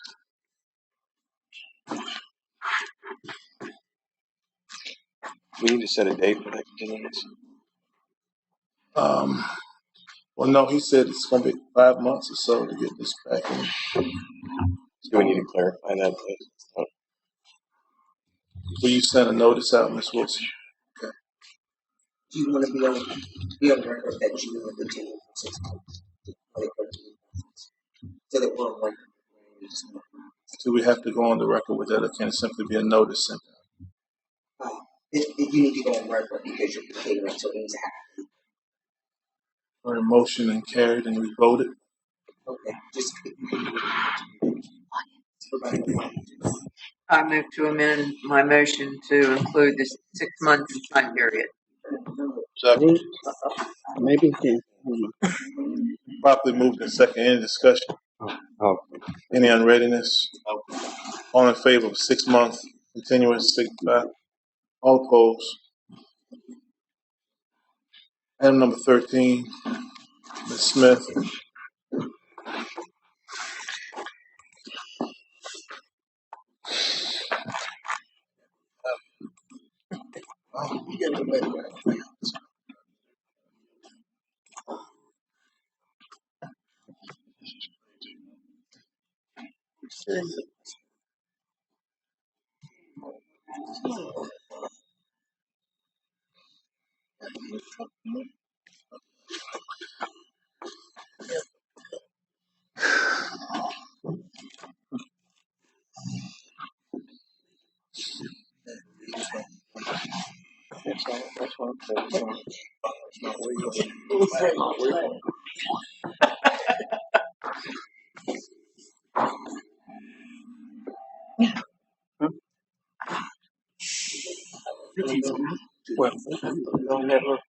Thank you, Mr. Chairman and Commissioners.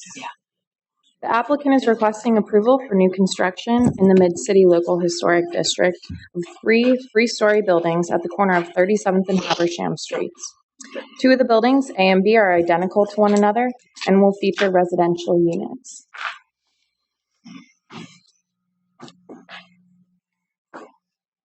The third building, closest to 37th Street, will have a slightly smaller footprint with a commercial space. So A and B would be these further down towards the north on Habersham Street, and this would be building C with the commercial space at the first floor. Buildings A and B will feature structured parking, and additional surface parking will be provided with access from Plant Street. The primary material of the exterior is brick, which is proposed to be painted. Horizontal stucco banding with cast stone coping and wood and metal canopies are proposed. Aluminum clad doors, casement, and awning windows will also be incorporated. Signage will be submitted by the petitioner under a separate COA application.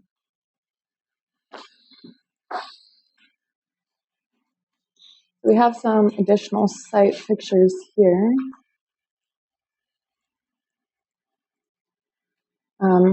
So these 2 structures here are contributing historic buildings. They're 2 stories along Habersham Street.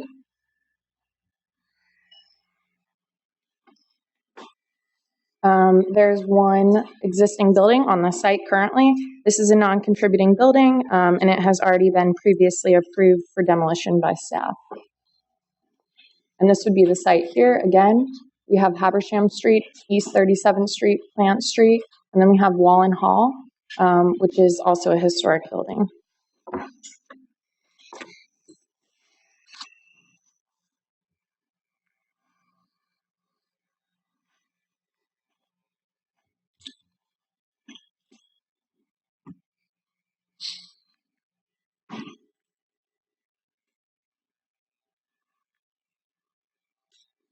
So the petitioner has provided some context site elevations. This would be along 37th and Plant Street. And this would be Habersham Street. So in terms of the visual compatibility criteria regarding height, the 3-story building is approximately 41 feet to the top of the parapet. Contributing buildings along Habersham Street, that would be these 2 residential buildings here, are approximately 2 stories, and contributing buildings along 37th Street vary between 1 and 3 stories. So that would be across Plant on 37th, we have 1-story contributing building here, and then this would be the SCAD Wallen Hall contributing building here as well. So Wallen Hall at 2 stories with a raised foundation and hip roof measures approximately 35 feet 6 inches to the eaves of the roof line. That would just be here. Staff recommends reducing the height of the 3rd floor of the proposed building in order to reduce the overall height of the building to be more visually compatible with adjacent historic buildings. And again, that's looking at this building here, as well as the other residential buildings along Habersham Street. Here and here.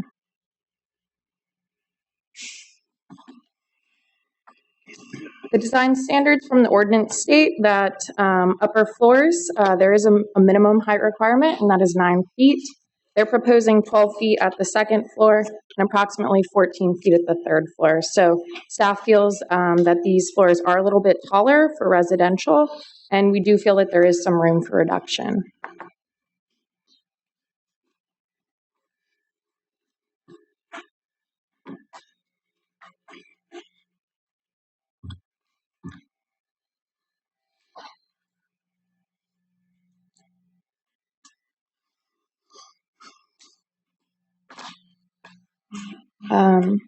The site currently features 2 curb cuts and 1 parking space at the corner of 37th and Plant Street.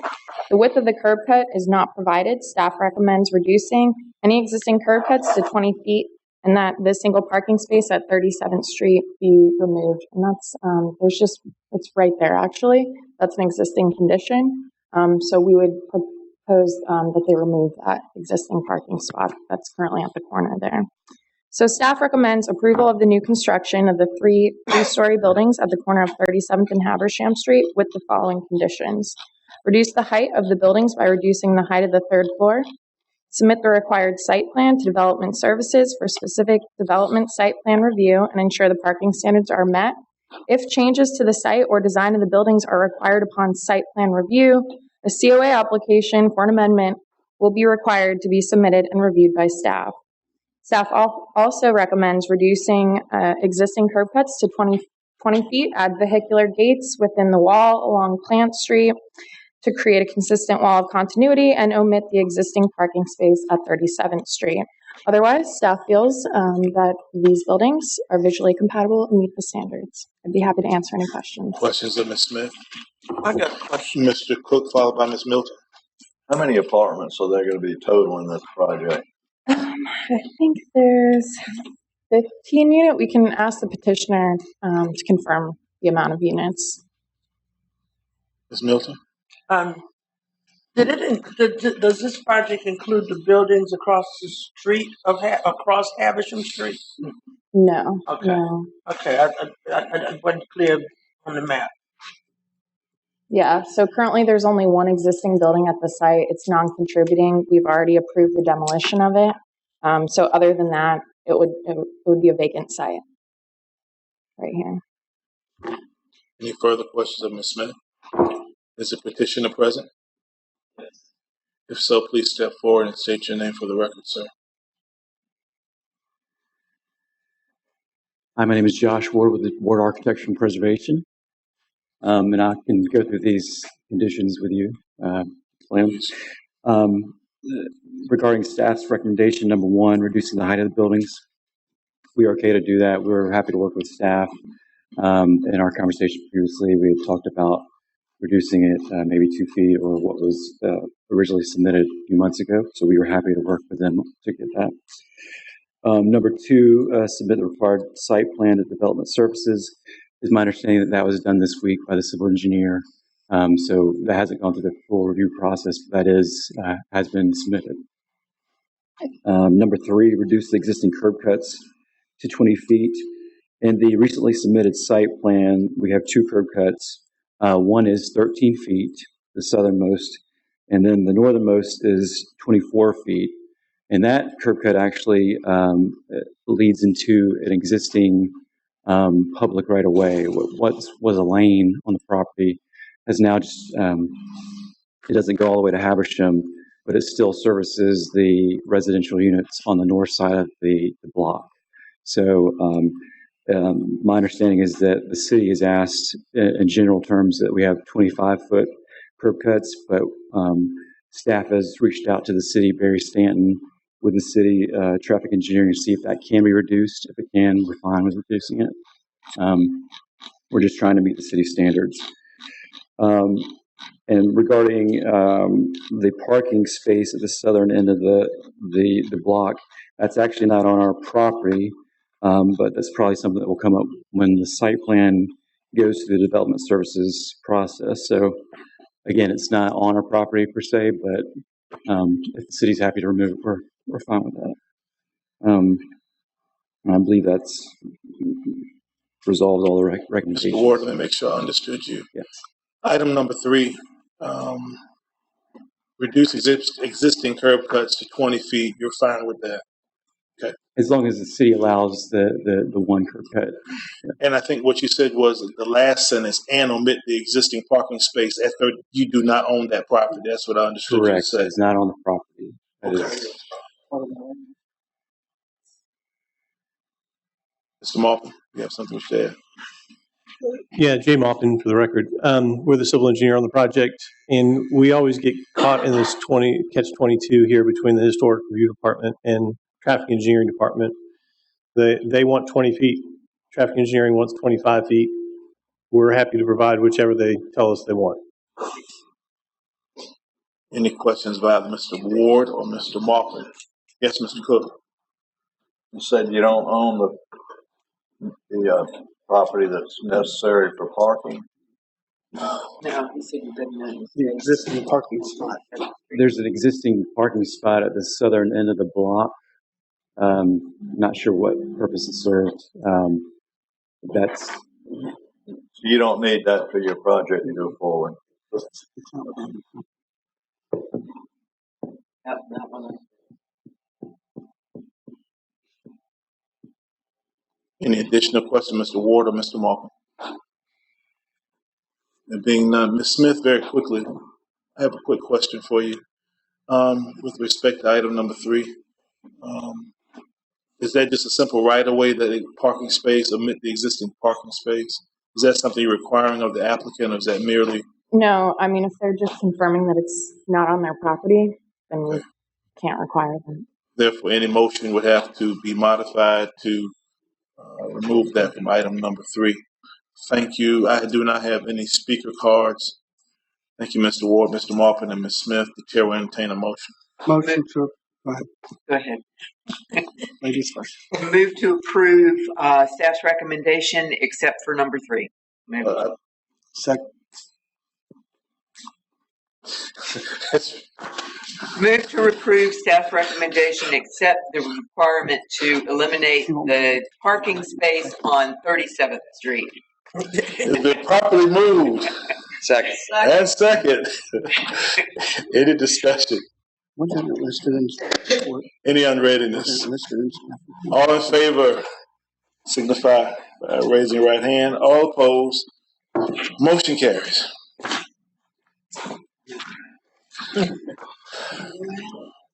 Number 14, Mr. Williams. Thank you, sir.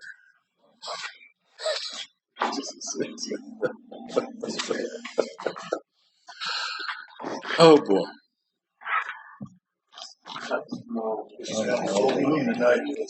Is it? It's easier to be a Baptist minister at this point. You think so?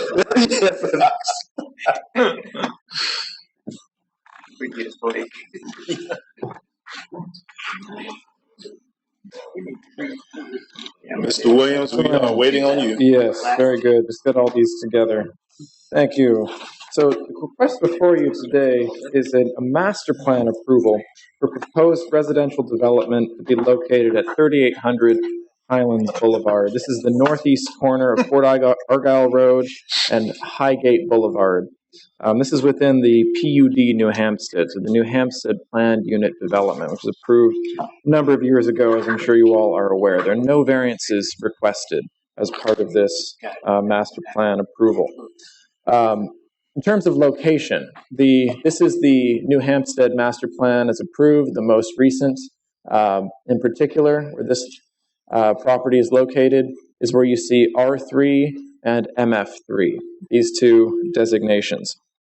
Just to walk through very quickly, the purposes of a master plan approval are, for one, to show the layout of all streets, to show the layout of all residential lots, be they attached, detached, and so on, show the layout of all proposed utilities, water lines, and the like, show the location of all proposed stormwater and detention areas, common areas, and then the location of amenities, and then access to principal roads. So, looking at this, as I said, it's tract R3 and multifamily 3, the MF3. The actual plan here has been included here, if I may enlarge it a tad. These are the individual single-family home lots, of which there are 361. And then in addition, you'll have proposed 167 attached lots. This makes 528 in total. The majority, as you see, are single-family detached. Total area is 188 acres, including 106 of upland and 82 of which would be common area. Single-family lots are of typical dimensions as permitted by the PUD, that is between 50 and 60 feet in width, 120 feet in depth.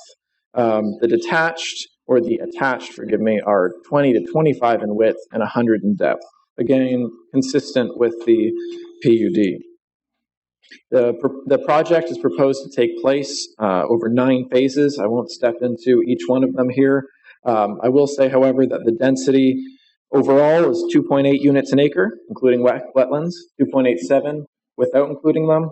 The maximum is either 4 or 8, depending on whether it's single family detached or attached. So confidently it meets the requirement here. Access will be from Highgate Boulevard, and secondarily from Port Argyle Road. Internal streets are 60-foot right-of-ways, meeting the requirement. There are 18, it's sewer and water from City of Savannah, 18 drainage and detention ponds. There are buffers as required by the PUD, 50 feet along primary roads, 40 feet along the northern boundary with these properties, and 20 feet from wetlands. Now, one small issue here, the 20-foot buffer from wetlands was not indicated on this plan, so that will be a condition of approval that we request to add.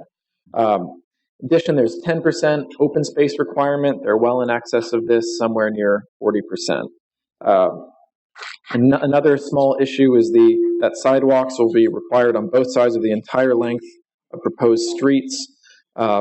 This is, again, will be one of our approval conditions. So very quickly, staff is recommending approval of the master plan with the following: that they include a 20-foot buffer along all delineated freshwater wetlands, approval by city review departments, a small error in the townhouse count. The lot total is 57, not 54 from phase 7, and that the project narrative and development standards note that all sidewalks shall be at least 5 feet in width and located on both sides of the interior roads. There's also a requirement per the standards of the PUD that a signed letter of approval that the master plan has been approved by the New Hampstead Residential Development Review Committee, otherwise known as the master developer, be submitted as an approval condition. So with all those, staff is recommending approval, and I'm happy to entertain any questions. Questions of Mr. Williams? Thank you, sir. Is the petitioner present? If you would, sir, please step forward and state your name for the record.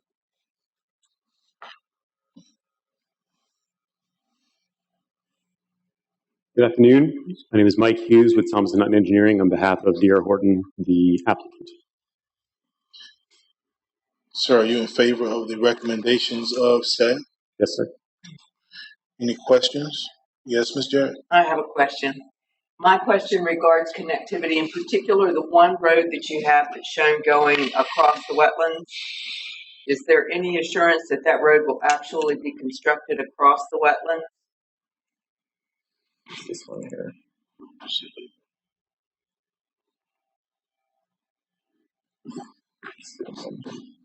This one. Yeah. What I can say is that we've planned for it.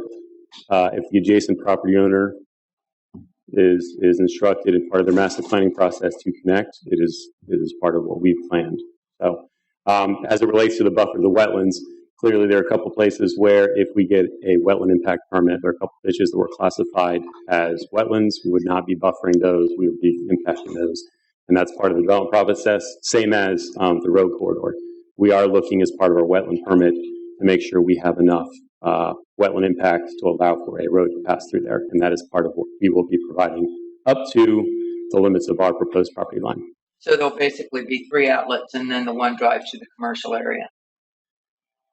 Correct. We are working with city staff with regard to the access off of Fort Argyle Road. That is DOT road, which will have to go through the appropriate approval process with them as well. So it hasn't been approved yet? Not that access. We're in the master planning process, but yeah. So any state DOT encroachment will have to go through them. All right. Thank you. Sure. Any further questions of Mr. Hughes? Thank you, sir.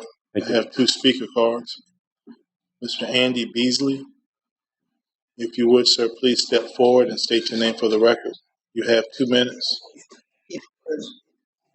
My name's Andy Beasley. I just had a question about some drainage, whether, they've done the studies they need to about draining, because I got property on I don't know how to work none of this, but on the south side of 204, and one of the ditches is going to drain through my property, and I just want to make sure the infrastructure is going to be there to drain the property. Let's see there. That's my property right there, and there's a ditch that comes here that goes through to the wetlands, and I just was curious about whether or not they've done the studies to make sure the drainage out of the retention ponds is going to be, it's not going to influence my property. That would be a question, sir, for the engineer. But that's what I'm saying. I didn't know, it's something we could address here. But Mr. Bergstein told me that we could give the engineers Thomas Sutton and find out that stuff. So. Yes, sir. He's right behind you. Okay. So we have done a preliminary drainage assessment and layouts, and we will restore pre-development hydrology with regard to peak discharge to the property. So as required under ordinance, we cannot discharge more water at a peak rate than what was previously. So yes, Ms. Southers. How do you intend to handle the drainage, through open ditch or by culvert? Through with regard to the roadway? So there is a culvert that he's referring to. There's actually 3 pipes at that location that run under Port Argyle Road, and we will discharge prior to that culvert. So that culvert will remain the conveyance across into his property. Will you discharge through a ditch or through a culvert? So we have, on the master plan, we have a pond that's nearby to allow some attenuation. It will spill over the pond and discharge, to the left-hand side, right? So we will control the rate of flow before it discharges to the public right-of-way, to the culvert across the roadway. So the ditch will be maintained by the state or by the homeowners association? The portion that's on the applicant's property will be maintained by the homeowners association. Once it hits right-of-way, that will be a state DOT responsibility. Thank you, Mr. Hughes. Sure. I'm assuming no one had any questions of Mr. Beasley. He sat down after he got his question answered. Okay, thank you. I have another speaker card for Jerry. Is it Caudle? Jerry Taylor. Cadle, I'm sorry, sir. If you would please state your name for the record. My name is Jerry Cadle. My son and daughter-in-law own the adjoining property. If we could move it down a little bit. This one? Someone close that door, please. Yeah. Oh, he's coming back up. Right. They own this parcel right here, which is approximately 9 acres going to property.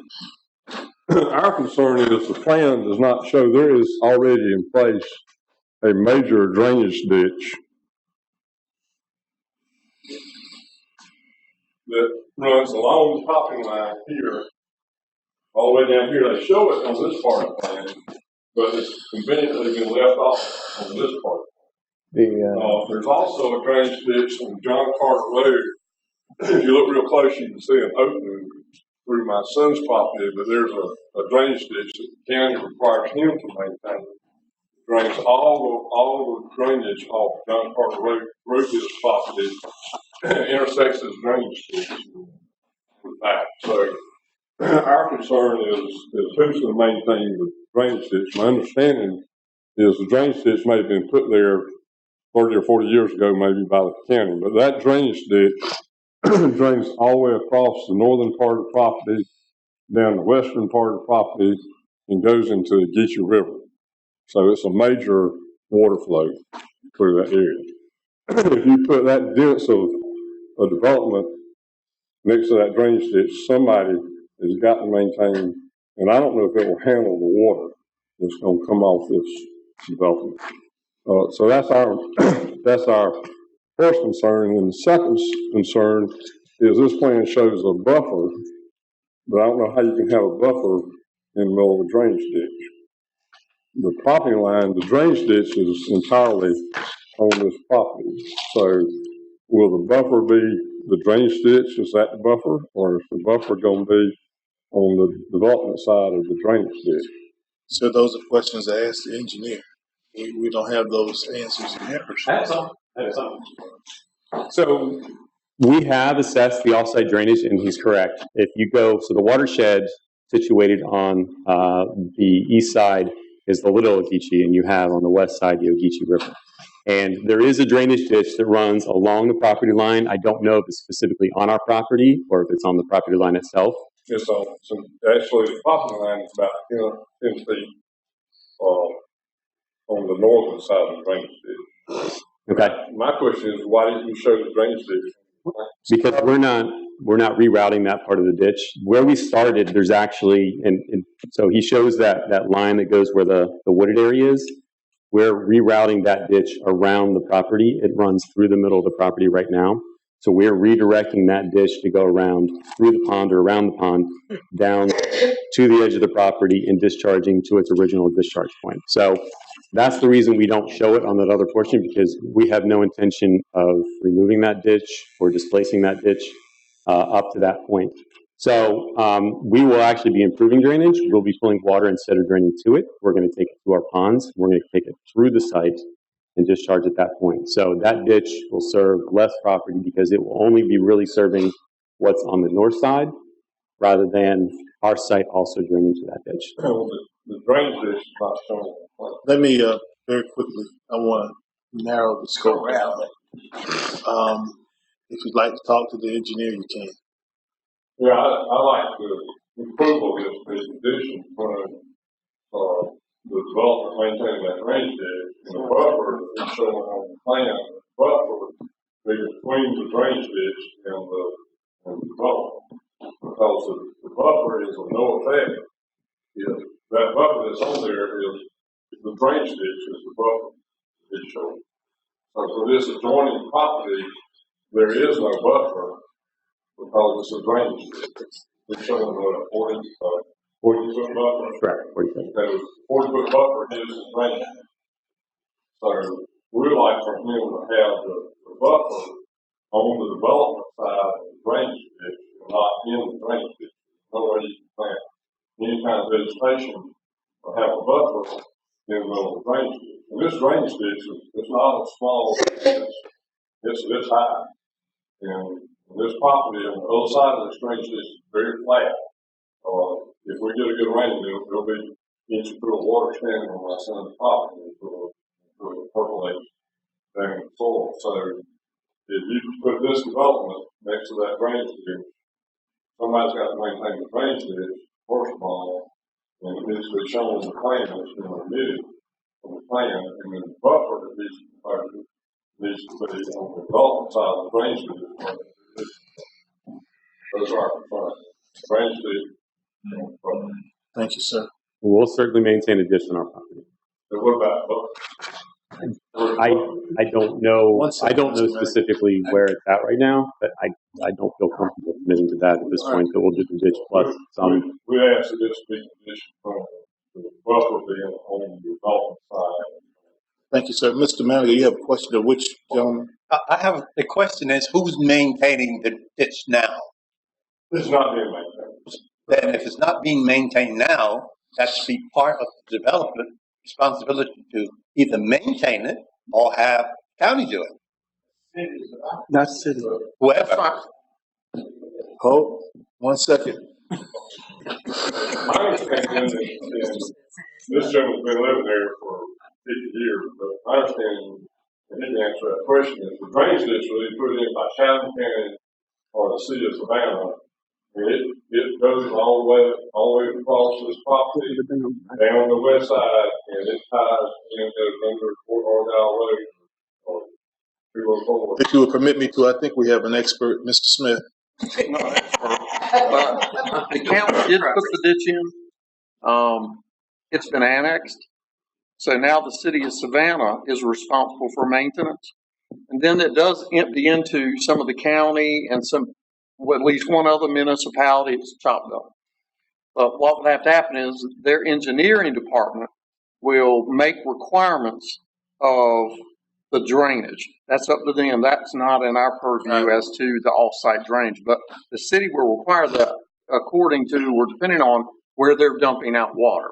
So the city would have to, so if you got a concern, I would send it to the city manager's office to make sure they're in, because you're working with the engineering folks to make sure they're looking at that. But you have jurisdiction over that buffer, where that buffer. That's true. Their engineering and drainage folks need to. But the buffer, he's proposed on 40-foot buffer. There is no buffer there because the drainage is in that 40 feet. We got your point, sir. Mr. Manigault, hold 1 second. Mr. Manigault, hold 1 second. We got your point. Mr. Manigault, you have one question you want to ask? Someone has to call 311 and get it on the list to be taken care of. Because if you're going to start building and it's not done before, trust me, it won't be done after. Thank you, Mr. Manigault. Any further questions? Mr. Hughes. Thank you. Chair will entertain a motion. I'll move to approve staff recommendation with the condition that 40 feet of vegetation be planted on the development side of the ditch. Existing ditch. Second. Clarity. This has been properly moved in second discussion. Mr. Nolan. Can you repeat that? Did you say planted? I did say planted. Natural and planted are two different things. Planted is no trees and bushes put in. Buffer be provided. And in that buffer, is there going to be a ditch allowed? No, on this side of the ditch, the development side of the ditch. And along that line, I'm concerned that the property line is not clear as to relation to the ditch. Because if that ditch comes further in from the property line than that 40 feet, you're adding another buffer more than 40 feet from the property line. I think the problem I have is that we're placing a condition that's right. that we are not capable of. I withdraw my motion. All right, motion's been withdrawn. Motion to approve the staff recommendation. Second. Been properly moved in second. Any discussion? Any unreadiness? All in favor? All opposed? Motion carries. Last item on the agenda, item 15, Mr. Williams. Yes, sir.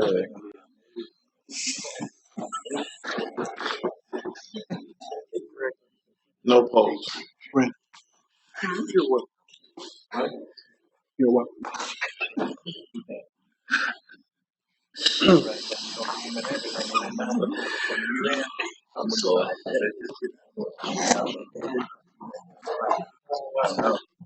Very good. Last item of the day. This is a request to rezone roughly 8 acres of property, a parcel on the east side of Old River Road, near its intersection with John Carter Road. So incidentally, just at the immediate northwestern corner of the PUD, which you just approved, right here. Property in question is currently zoned R-A, or residential agriculture, and it's proposed for rezoning to BN, or neighborhood business.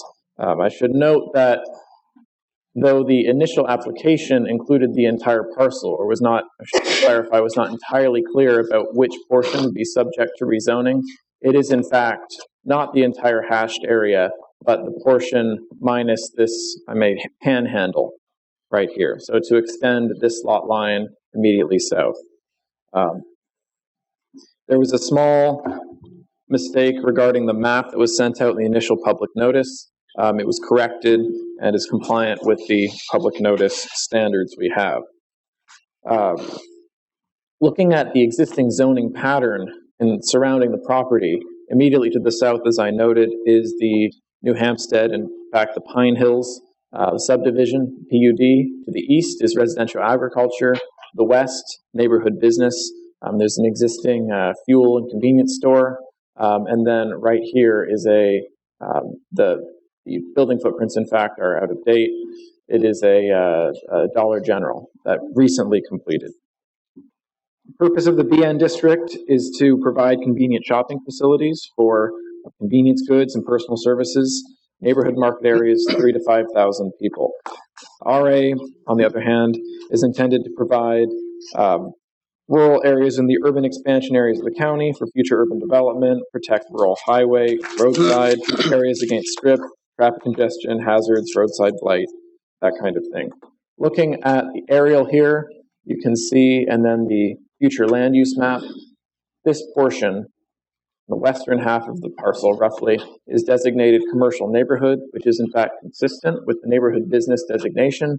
The eastern portion is designated residential suburban single family, which is not.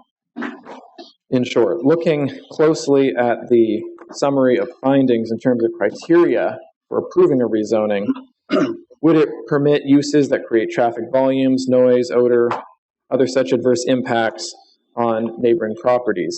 And in general, for the western portions, no. These are Old River Road and John Carter Road are both designated arterial roads with a large capability to have additional traffic, including large vehicles.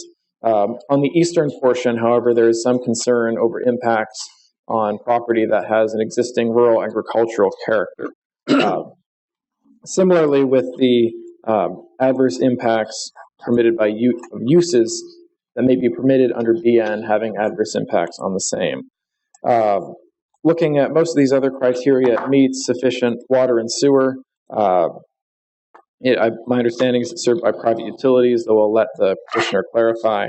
So in summary, the concern of staff is the extension of BN over the entirety of this proposed property. So what we have proposed is in some way a compromise. If I scroll to the bottom of the report here. So again, the relation of this property here to the existing PUD and the subpart of that you just approved. And then the portion of the property we've indicated that we propose for rezoning to BN within this hatched section. And then the entire property is indicated in red. The issue is the extension of how much of the BN district, where it's consistent, for example, with the commercial neighborhood designation, and how far should that extend to the east. And this is being denoted by, it's not an arbitrary line we've drawn, it's being denoted based on, if I pull up the application here, a plat that was included part of the original application. And there's a concrete monument indicated right there. We propose to extend this line perpendicularly south until it intersects here, essentially squaring off the portion that was initially designated under the future land use map to be neighborhood business or neighborhood commercial.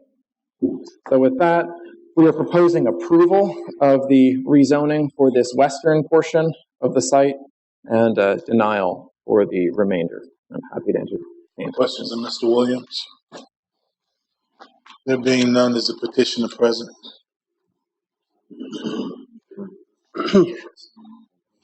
Can I make a statement for clarity again? You have a question of Mr. Williams? I do. The property you identified as the Dollar General, was that location, or was it at the intersection of Fort Argyle and John Carter? I think all of these parcels, the one you're talking about and this one is at an intersection. The one you spoke of is further down. Is that correct? Yes. Okay. The Dollar General is at the end. It's at the intersection. That was the saloon that was identified. I'm gonna point that out briefly. Again, Robert McCorville from law firm McCorville and Johnson here representing the purchaser of this property. Actually, the client has the property under contract. Here is the agent for the owner and for the purchaser.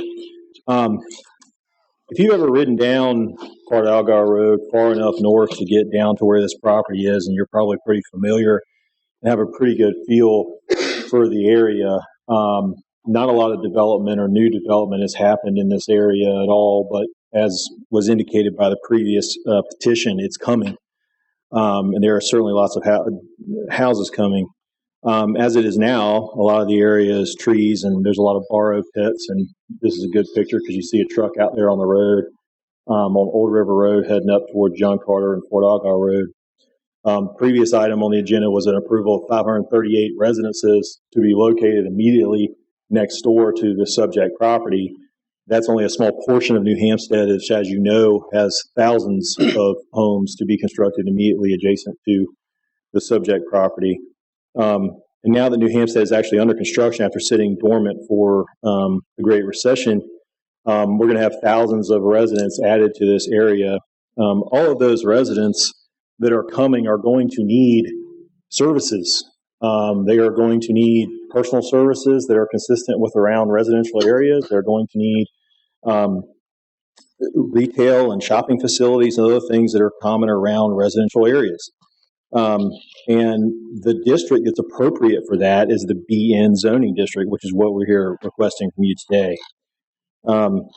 First, I want to show you the area itself as it currently exists. So that's the corner. This is the corner of John Carter. Y'all may be familiar with Joiner's Corner gas station and bait shop that exists right there. This is directly across the street from the subject piece of property. Directly across Fort Algal Road is Hollow Oak landfill. And so you'll see this piece of property with some trailers out in front and the entrance to the landfill. This is the sign. So we've got some dirt mining that's occurring on the site as well as inert landfill. The property that was pointed to earlier as being mistakenly pointed to earlier was corrected as being BN across the street on Fort Algal Road. This is that property. It's actually the County Line Liquor Store and the Twilight Bar and Grill that's across the street just to the south of our piece of property. And then you've got a machine repair shop kind of next and farther down from that.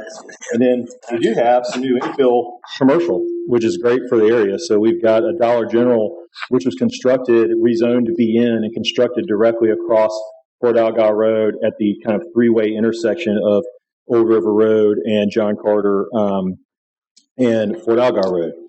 And so our subject property, much like this site, is ideally situated as a commercial corner on two arterial streets. It's a pretty busy intersection as it currently is.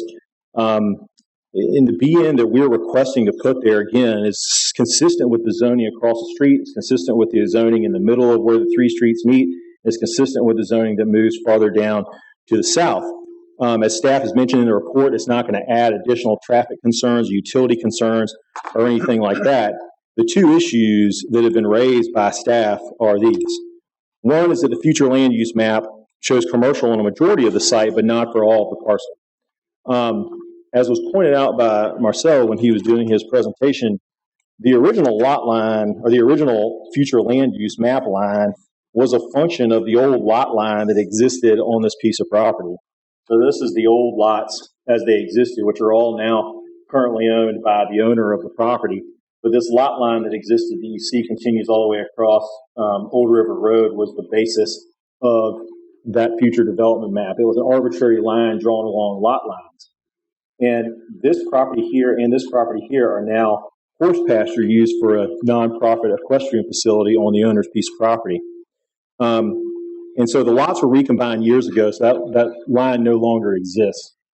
And now it looks like the map that was put in front of you today. So staff and the petitioner agree that commercial use in BN is an appropriate zoning for the front. The only concern is staff's second concern, which is that we're somehow going to create a potential adverse effect to the neighborhood by where that line is drawn.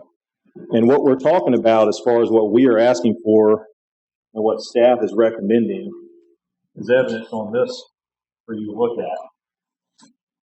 So we got about a 150-foot stretch of road that is the difference between what we've requested and what staff has offered. This will create a new lot line on this lot, or would create a new lot line on this piece of property that doesn't currently exist. The other thing I think is important to note is all it's really going to accomplish, if we don't just go to the lot line we're proposing, is to create another very large residential lot on Old River Road. I want to point out to you that whether you do that or not, you're ultimately going to have the same neighbors. And the reason is because all of this property, this is the subject property, this, and this, and all of this is owned by the owner of the subject property. So when we draw this line and combine to make a 150 by 500 foot residential lot with a house here, that will then be the connection line between residential and commercial. If we do what staff's recommending, we're going to draw an arbitrary line here, create another 150 foot by 550 foot lot that will be the new line between residential and commercial that will be owned by the same people that already own this. And so either way, whether we extend it out the 150 feet that we're requesting, we're going to have some point of connectivity between a business zone property and a residential zone property. And either way, the adjacent property owner is going to be the same person. So I don't know that it accomplishes a lot other than creating a residential lot that, frankly, I don't think a new residential house is going to get built on. There are thousands of houses being built in the immediate property next door, including 528 you saw today. They're in a covenanted neighborhood. They're being constructed now. And so this lot, which I believe if we create it, another one will just be another orphaned residential lot on John Carter, owned by the same people that own our property. And so we would ask that you would approve what we're requesting, which is to rezone the entire site back to the existing residential lot line here to BN. And I want to note that BN, that district exists for the purpose of being a buffer with residential areas. That's the purpose of business neighborhood. It is to serve residential areas with 3,000 to 5,000 residents, which is what's being constructed immediately next door. And so it has buffer requirements for adjacent residential properties. It has limited uses. There was a mention in the staff report about package store being a permitted use. Package stores are not a permitted use. They would have to come back and get approval of that specific use. There's not even an alcohol serving restaurant allowed. So we don't think it's going to have any adverse effect on the neighbors, which is also the owner, and would ask that you would approve the rezoning, recommendation for the rezoning to BN to go to the county commission. And I'm happy to answer any questions you got. Yes, Ms. Suthers. Mr. McCormick, you don't have any problems giving up that small corner that's 168 by 151 and making that part of the rear of the existing lot that's adjacent to this property? That's actually what we're requesting to do. There's going to be, in connection with the closing, there's going to be a recombination, so this is going to become part of this lot and remain RA, which is what we requested to happen. Any additional questions of Mr. McCormick? I have no speaker cards. Mr. Williams, anything further? Thank you, sir. Chair will entertain a motion. Make the motion that we approve the petitioner's request to rezone that parcel to BN. A second. Properly moved and second by Mr. Welch. Any discussion? Sir? Okay. To go with the petitioner's request. All the way over. Yes. All the way to the property line. The way it originally was. It's been properly moved and second. Any discussion? Any unreadiness? All in favor? All opposed? Motion carries. There being no presentations, no other business,